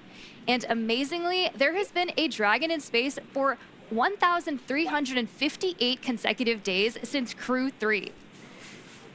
Now, with T-0 coming up in about 14 minutes or so, our teams are continuing to do a series of system checks to ensure Dragon and the Falcon 9 are ready, with fueling continuing to get underway. And again, we're monitoring that weather that the teams here at SpaceX are keeping an eye on and have been relaying up to the crew. So let's check in with Ronnie with the latest. Thanks, Joseph. So as you've heard, we are still on track for an on-time launch today, and we're monitoring lots of different factors as we get closer to liftoff. Most importantly, both Dragon and Falcon 9, of course carrying our Crew-11 astronauts, continue to be healthy. You heard that we've wrapped up Stage 2 RP1 loading, and that Stage 2 liquid oxygen loading also wrapped up on time at about 16.5 minutes to go. The launch escape system is also armed. That's, of course, the system designed to propel Dragon away from Falcon 9 in the unlikely event of an emergency.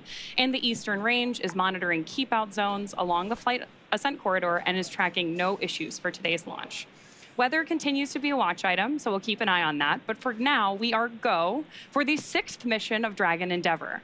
It is a fantastic milestone for Dragon, and here at SpaceX, we could not be more excited. So to add a little something extra to our celebration, I've got our Dragon plush hanging out with me here in front of Mission Control. Now, this guy is not the zero gravity indicator for today's mission, but do keep an eye out for that once Crew-11 reaches orbit.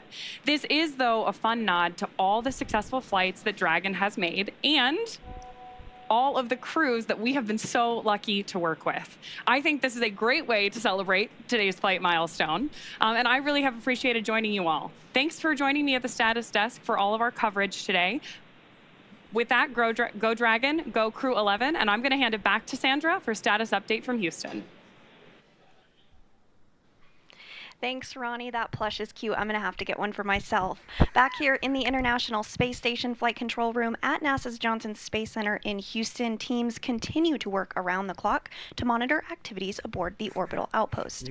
Leading the team inside the room today is NASA Flight Director Scott Stover. The team in Mission Control and the team in Hawthorne, as well as the astronauts aboard the International Space Station, will track the autonomous docking of Dragon Endeavour when they enter into joint operations. This will happen when the spacecraft enters the approach ellipsoid, which is the invisible boundary stretching 4 by 2 by 2 kilometers that helps us monitor all arriving and departing spacecraft. It's essentially the neighborhood of the International Space Station.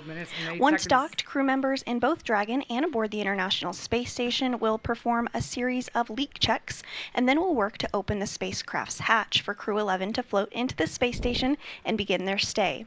We anticipate that the hatch will be opened about an hour and a half after docking occurs.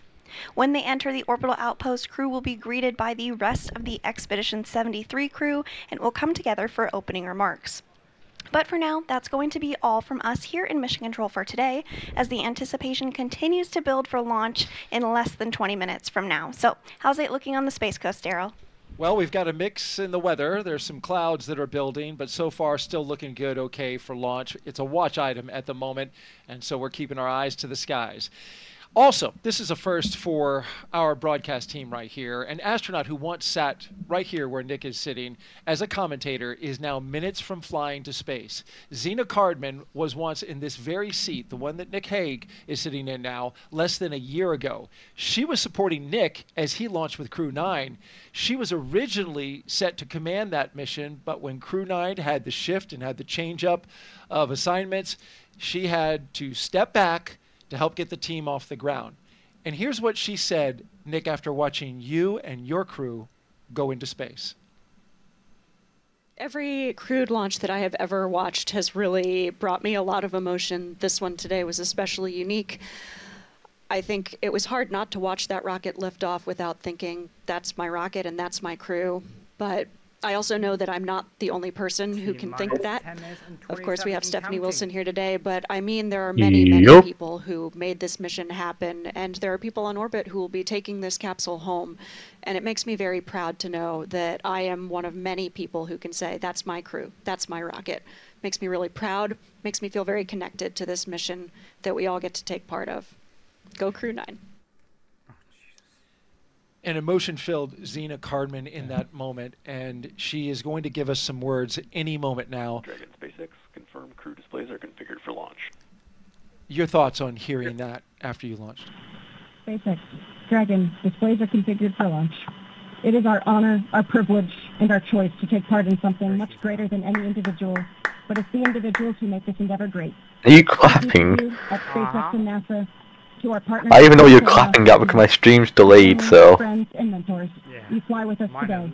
Arigato gozaimasu. Oh, yeah. Spasibo большое. Thank you.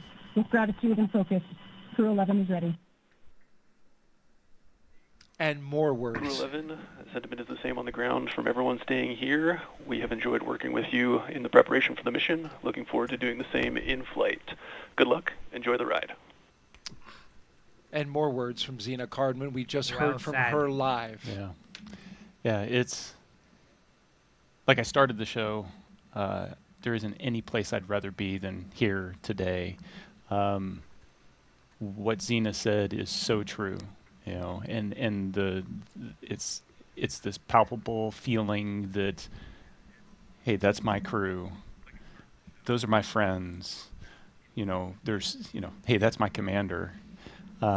And just to be here and know that, you know, I've done my small part to help support them along their way, and there'll be more support that happens in the future. And to be able to see behind the scenes everybody else that is contributing to that is, that's what makes this all so special, is it's not about the individual. Spaceflight has nothing to do with individuals. It's all about us working together. 100%. Well said, Nick. And kudos to Feels like it hasn't been that long. Immense amount of class. You signed up to do this role almost immediately after getting into space, and we heard from you saying, I want to be there for Zena. Thank you for being here. And go Crew-11. And so with just 7 minutes to go, a little over 7 minutes, we want to send it back to Hawthorne for the final countdown. Thank you, Daryl. Thank you, Nick. And those were beautiful words from Zena Cardman. You can hear the emotions behind them and what they're looking forward to getting ready for launch. And they said, Crew-11, is ready. As you mentioned, about 7 minutes and change to go until we have liftoff, and we're still awaiting the final propellant loading to complete, and then we'll get into engine chill and more milestones along the way. It's going to be about a 9-minute ride to orbit, and then Dragon in the second stage will continue to coast for a few minutes after that once the first stage and second stage have performed. You'll be hearing some of those performance calls as we get into that final countdown, and then after liftoff. These are SpaceX flight controllers reporting on the trajectory, speed, booster, and performance, and the key milestones, but there are some other calls that you'll hear the crew make as well, especially after liftoff.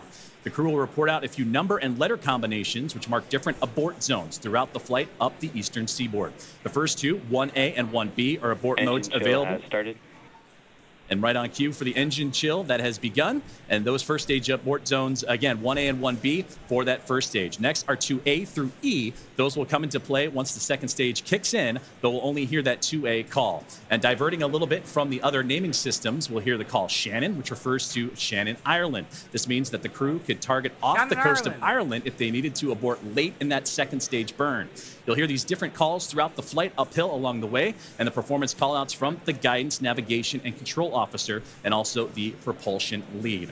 So we're coming up on T-minus 6.5 minutes. We heard that the engine chill is started, and that means that that small trickle of fuel making its way into the engine to prime it Stage for 1 fuel load launch. complete. So we already heard that stage 1 engine chill has already started, which is a key process that prepares the engines for flight. Right now, the prop in the tanks is isolated from the engines. Sorry. The prop in the tanks has already started trickling into the Merlin engine pumps as the engines are chilling for the start sequence. And we do this because the super chilled and densified liquid oxygen is really, really cold. And we use this process to bring the engine hardware down to a cooler temperature before flowing all of the LOX and propellant into it during flight. At liftoff, Falcon 9 is consuming 700 gallons of fuel per second. So engine chill helps us to prevent thermal shock and ensures nominal engine performance. What's that white stuff on the outside of the Shortly aircraft? Coming up, we should also hear the call out for hold on. RP1 load completion. Oh, the like white smoke. As you mentioned, engine chill is now underway. We're getting ready for those next call-outs that'll be coming up here shortly, as we are now almost 5 minutes away from liftoff, and that's where they're going to configure for terminal count. Wait, what? That will be a call for Dragon to configure to terminal count and transition into internal power. Falcon 9 tanks are charging for strong back retract. And at this point, the Dragon onboard computers configured for terminal count. Perfect, right on schedule, and those onboard computers now taking control of the spacecraft. You also heard the call out for pressurizing to give extra structural stability for the rocket as it makes its way uphill. So we're approaching now 4.5 minutes away, and then around that time, you'll hear, you mentioned it there, the strong back retract, and that'll allow provide access to Falcon 9's fueling lines and umbilicals for prop load and different gases being loaded on board. But right now, everything's starting to wrap up in Somia. It's exciting to get to this. Strong back retract has started. Exciting to get to this point of the countdown. As you heard it right there, the strong back retract is on its way.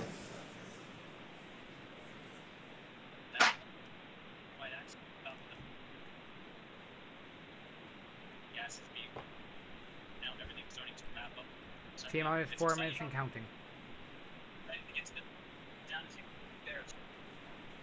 Did he say onboard flight computers are taking control of the count? Yeah. Most So likely, we yeah. have a great view on our screen of the clamp arms opening up just around stage 2 under Dragon in preparation for strong back retract. Come on, retract everything, please.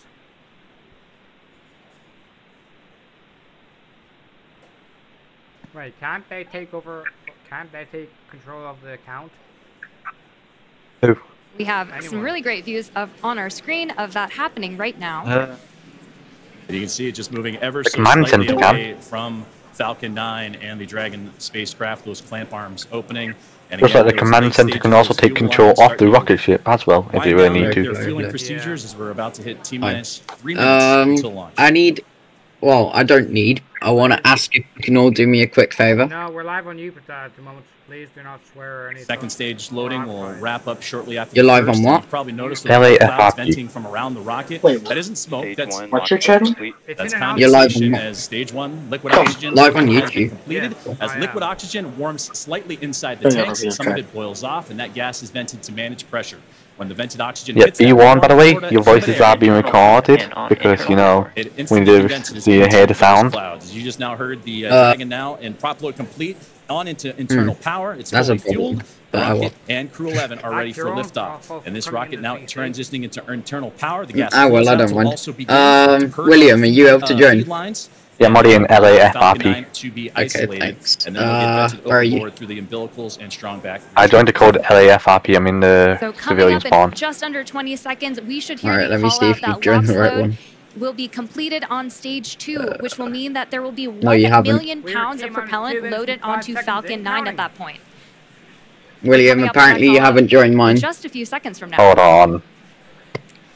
Did you put the right code in? Yeah, LAFRP. Two locks load complete. Now that that's complete, Try we'll again. let down the TE, which will produce a white cloud off the I side said I'll of the try it rocket, again. which is totally normal Alright. and expected. Did you spell it the way it's meant to be spelled? Dragon is an auto Yep. idle. Auto idle puts that rocket in a state the flight computers understand before it takes over. And that's making sure the transition to the final countdown is smooth and all the flight computers Letters on board 40L are in sync with each other and then and can be ready for launch. AFRP. We're now 90 seconds away from launch. Yeah, there we go. I'm in. There we go. 1 minute.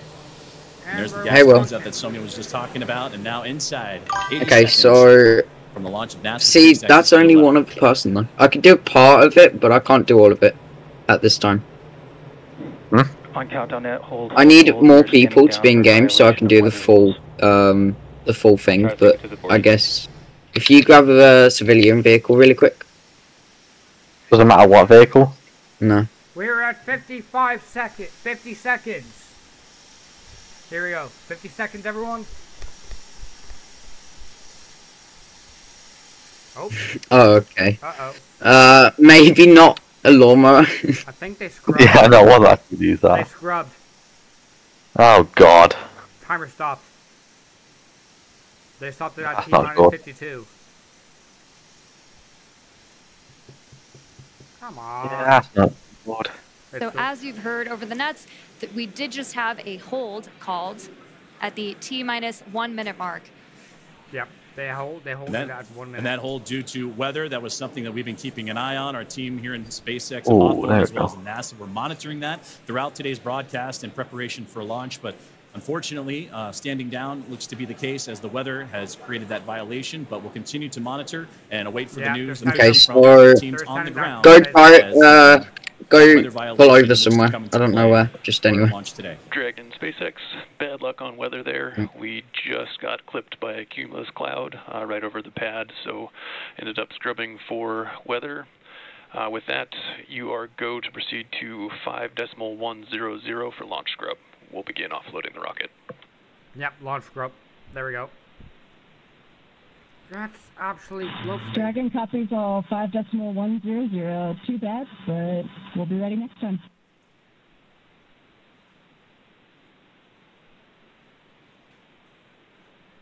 Oh my god. We heard the call out to the crew that unfortunately the weather is just not playing alongside with the excitement of a launch for NASA SpaceX's Crew-11. But we have mentioned a couple times throughout the broadcast today that there are backup opportunities starting as early as tomorrow. 11:43 a.m. Eastern time is what the target time is for tomorrow's next attempt for launch for Crew-11. But it came right down to the wire, Somia, with that T-minus 1 minute.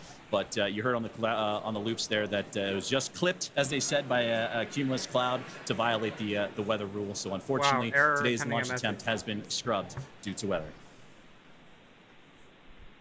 You know, and there are 1,000 different ways that a launch can go wrong, and so we want to ensure the safety and reliability. Hopefully, it will still continue after a couple minutes. Stay with coverage of the crew as we follow them through the egress procedures and make their way back to crew quarters. Did they say that? Or then they immediately go again? The key word right there, and that is safety. The safety of the crew and everyone involved on this launch and opportunity. Because see, I need someone else to be doing this so I can go on to Shift P and like actually record it. Is that we'll launch when we're ready and everything lines up the way it needs to be. And unfortunately, due to weather, not the case today. But to recap and look back at everything that Crew-11 has done, they walked right up to the T-minus 1 minute to launch mark as everybody was safe and sound. They went through their procedures earlier today, did soup complete Alright, I checks, kinda... communications checks, and we're able to go all the way off to the pad, climb aboard the Dragon spacecraft, and get ready for launch today. But again, unfortunately, due to weather, it will not happen, and we will target that next launch attempt, which again is going to be tomorrow at 11:43 a.m. Eastern Time. We will stay with coverage of the crew as we follow them through the egress procedures, getting out of the spacecraft and making their way back to crew quarters. And put your headlights on really quick. Out onto the space coast of Florida and join the Daryl Nail and team as today's launch attempt for NASA's SpaceX. They're making like a trailer then. Due to weather. Daryl? Yeah. Hey, thank you, Joseph and Samia. We appreciate your coverage there. Basically a promotional video for LA Finest. Yeah, I was going to do that in one of my old servers, but every single time we tried to do it, everyone was just asleep or busy. Yeah, that's the same thing here. Most people are busy. And unfortunately, that's why I need Ski's team to come join me in game and help out. Clouds had been building. I'm not advertising. I'm asking them if they can make an advertisement. Well, you'll be paying at least phase 1 lightning alert go off, and then am I? Sank a little bit yeah, well, sadly, I have to do it for free because I am your staff member. Then you see the clock stop. Yes. Might ask Monarch if he comes online, if he can help out for a bit, because he's a really good role player. There's a reason we do it, and that's to keep everybody. Yeah, that's why I said when he comes online. It's so critically important. As you look at this shot here, you can see that just right over top, you've got some darkened I need someone to like take this vehicle this from me and then like actually do the pullover, because I can't do it because I'm recording at the same time, so I can't really do the pullover. But there was a 10% because I've got to be in Shift P while also talking to you in game. Yeah, and also trying to pull me over. Yeah, and I can't use the chat when I'm in Shift P. Yeah. Once that air starts moving over, because basically what I was, hold on, if I share my screen, I know exactly what you're gonna do. You're gonna record someone getting pulled over. And we just had one get just inside the 10-mile radius. Dragon SpaceX, for awareness, we're looking at approximately 50 minutes for the prop offload time. So it should be approximately 1700 UTC when we are able to proceed with 5.100 and rotate the seats.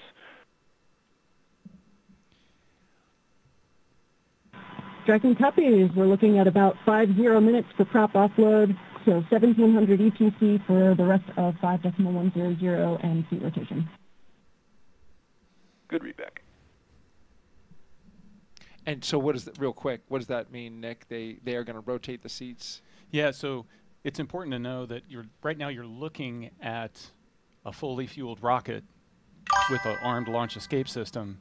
And so the crew is in the same posture that they were in the 45 minutes leading up to launch. They've got to be in that posture until they can offload. Yeah, what you're trying to do. Which takes about the. You're gonna do like a pullover for someone like, you know, as well as disarm that. Like a normal traffic stop. And so. And you also wanted to do a high-speed chase. Rocket right now. Yeah. And they, you know, that launch escape system. If something went wrong. The high-speed chase would be at the end of the trailer though, so like we can do that and then say like LA Finest during today. Yeah, in my server, the way we were going to do it, we were going to do a regular, you know, traffic stop. Then we were going to record someone in the bank, like trying to rob it, and we have a bunch of SWAT vehicles outside.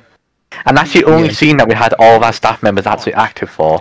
We had everyone over here at this bank just holding guns out at the door, while there was two people kneeling in the ground as hostages in here.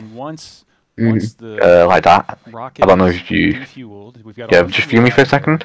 Yeah, you have two people in here doing that, and you'll have one guy who's pointing a gun at them, like hostages in a normal bank situation. And you had SWAT and stuff out here, just waiting with the guns. Yeah. And then also, it's going to be like a high-speed chase. I think this view on the left. Also, I have been working really hard over the last like hour or so trying to make the ELS exact to the real life thing. So, how do you think? Poking through the clouds on our side, we like a real life police one. Yeah, there you go. That's the real life ELS. Close to the pad, and the yeah, that's as close as I could get it. I could probably try and get a bit closer if you nearly need me to. cumulus Well, clouds. hold on, let me And that is a safety factor. We'll talk a little bit about that. That is because I'm gonna do this. you don't want to send a rocket and I'm gonna share it to you in a Discord. tall cloud like that could generate some energy from the rocket passing through it. Yeah, just the same as if you're on a commercial airline flight. You don't necessarily I'll want DM it to a you. pilot to take you through. Yeah, also you need to make me a co-owner. We don't want to do that. Yeah, I will. There you go. And so we are erring on the Yeah, one side of second. safety in this situation.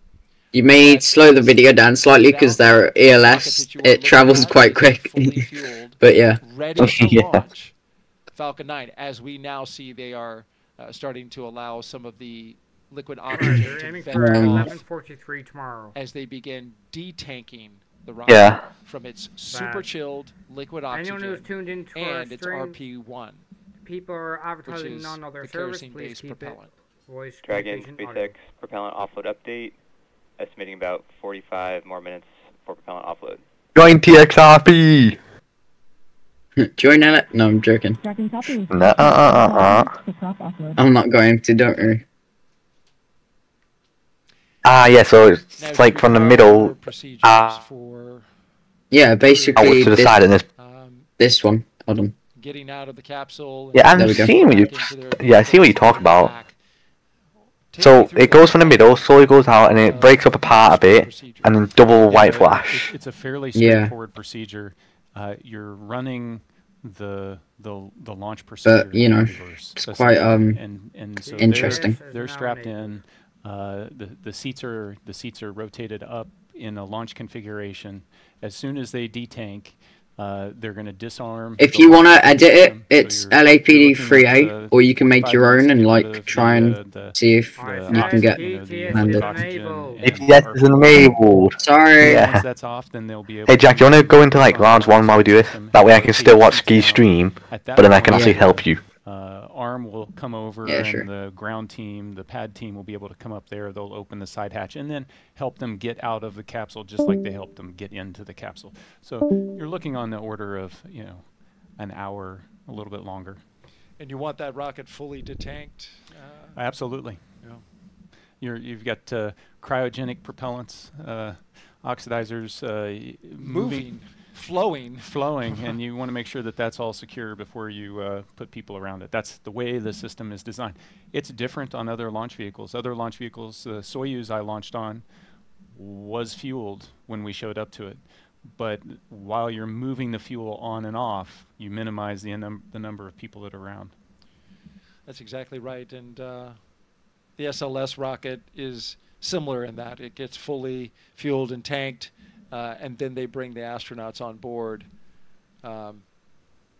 SpaceX does it so they can do that tanking as the very last part of the mission timeline.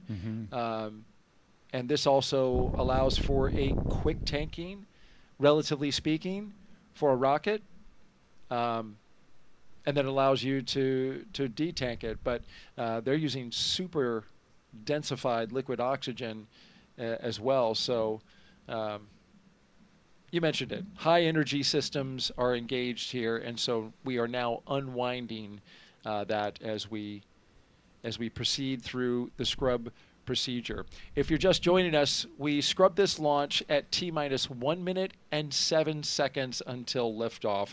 We had a healthy rocket, a healthy spacecraft, we had a clear range, and we just had weather in the area, a cumulus cloud that just clipped the radius nearby within the launch area, the 10-mile radius. It got into that standoff area, and that is what caused the scrub for the day, because that is a safety measure to keep the crew that you see on the right side of your screen safe from any potential hazards that could develop as a result of the weather.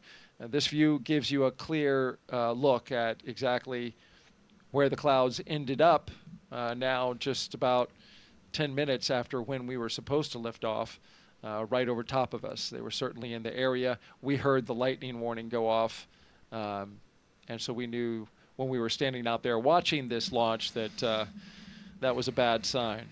But it's interesting. I've seen it go both ways, right? Where we get a launch forecast that is 85% no-go.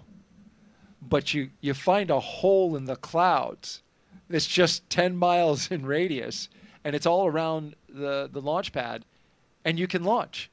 Yep. This is the opposite of that. We had 90% go with only a 10% chance, but this is Florida in July. These things can pop up literally just from, you know, the daily sea breeze collision that we have over land. Yeah, weather is dynamic, and we throw a lot of technology at it, we throw a lot of science at it, and it still baffles us sometimes.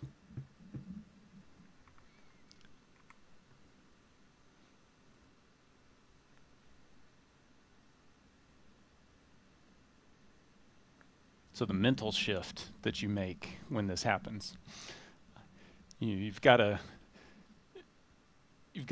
attempt to not make the mental shift immediately, because it is you know, it is a live launch escape system that you're in, but inevitably there's the, okay, so once we get out of here, what's the next step? When is our next opportunity going to be? They've already been looking at weather predictions for days out, so they understand what the impacts to the phasing and the mission profile might be, the potential for bad weather in the upcoming days, and so they're already starting to think about, okay, so what's the next opportunity, and then having to get into the psyche of, okay, let's do this again, and it is to the T, to the minute, do it again. So it's very much a Groundhog Day. All of it, every single minute of the, you know, roughly what do we 6-hour countdown where it begins for the astronauts. Mm-hmm. And you mentioned the backup days. Joseph mentioned those before. He tossed over to us, but it's worth mentioning again. Our backup opportunities are tomorrow, Friday, with a T0 at 11:43 a.m. Eastern Time. Our coverage would begin at 7:30 a.m. on NASA Plus. The weather for tomorrow is just a little bit better than it was today, but what does that tell you, right? We scrubbed today. It's 85% go. The concern is the same, because the same pattern could develop. It's cumulus clouds building up and around the pad, but I will add this. We have moved a little earlier in the day, so the later that sea breeze develops, the better opportunity we'll have for getting some clear weather. If we can't do it tomorrow, then our next opportunity would be Saturday, August 2nd. We'd still have an 85% go for Saturday. Same concern with cumulus clouds here at the launch pad. In both of those cases, well, let me talk about the backup number 2. The T0 for that day would be 11:21 a.m. for a launch, and that would be an instantaneous window. And you can see the pattern. We move about 22 minutes early every single day that we delay from this particular T0 today. And of course, that's orbital mechanics. We've got time. You want to explain that one? Yeah, sure. So the international. Oh. Yeah, no, you got to wait for the orbit of the station to cross overhead, and it just works out each day that it's a little bit early. No, I am live on YouTube right now. Unfortunately, if it had come overhead a couple minutes earlier today, they would have been able to launch. Sorry, I'm just on the way down to the shop, but I'm waiting for the other guys that are coming. So. Okay. But there's a really good kitty in front of me. Look at it. It's odd. It's grey, but it's stripy as well. It's fully grey, but it's got stripes. Well, it's odd. I don't know. The face is stripy, but the body, the face and tail are stripy, but the body is just grey, like full grey. It's just staring at me. I'm waiting for my sisters to come, because Saoirse came. My sister, she came with her friend, so. Over, so I'm just waiting for them here. So who are you going? So you're not going with your parents, I'm guessing. No, the shop's only down the road. Ah. It's not like the wee local shop that you can buy shit. It's a trusted shop. So you go in there, you have to scan your receipt to get out. So you have to scan your card to get in. One You have thing to scan about your receipt both to get of out. these next launch It's opportunities, a trust stop that you don't steal. we're going to really have our eyes set on the ascent corridor, because now there is a trough that is approaching a line of storms coming across the eastern part of the U.S., and it is going to make its way out into the ocean, and so that could disturb the weather along the ascent corridor, which is an area where if Dragon were to suffer some kind of anomaly, something that wasn't expected and needed to come off the top of the rocket, it would splash down along the ascent corridor. There's concern about the sea states, right? How much it's sloshing around is going to be out there in the ocean. You need good conditions, a baseline of conditions, in order to pull astronauts out of a floating capsule with a helicopter and a boat. Yeah, it just shows the complexity, the scale of the problem that you're dealing with. It's not a forecast at a particular point, you know, on the surface of the Earth, you know, at the launch pad. It's, if you imagine this 3D trajectory of the rocket's path going up to orbit, you've got to clear all of that for weather, but not just clouds and rain and severe thunderstorms, but like wind shear and drastic changes in the wind direction can create problems for the rocket. And then, in case, you know, there was a need to return them early or to abort, you also have to clear the weather on the surface along that path as well. You know, just an immense amount of respect for the teams, you know, both at SpaceX and also at the, you know, the Space Launch Delta 45 over on the Space Force side, the weather shop there, in trying to put their arms around all of this. Like I said, weather is really complex, and they do a fantastic job. But, you know, if we got a chance, 90% chance, you take it all the way to the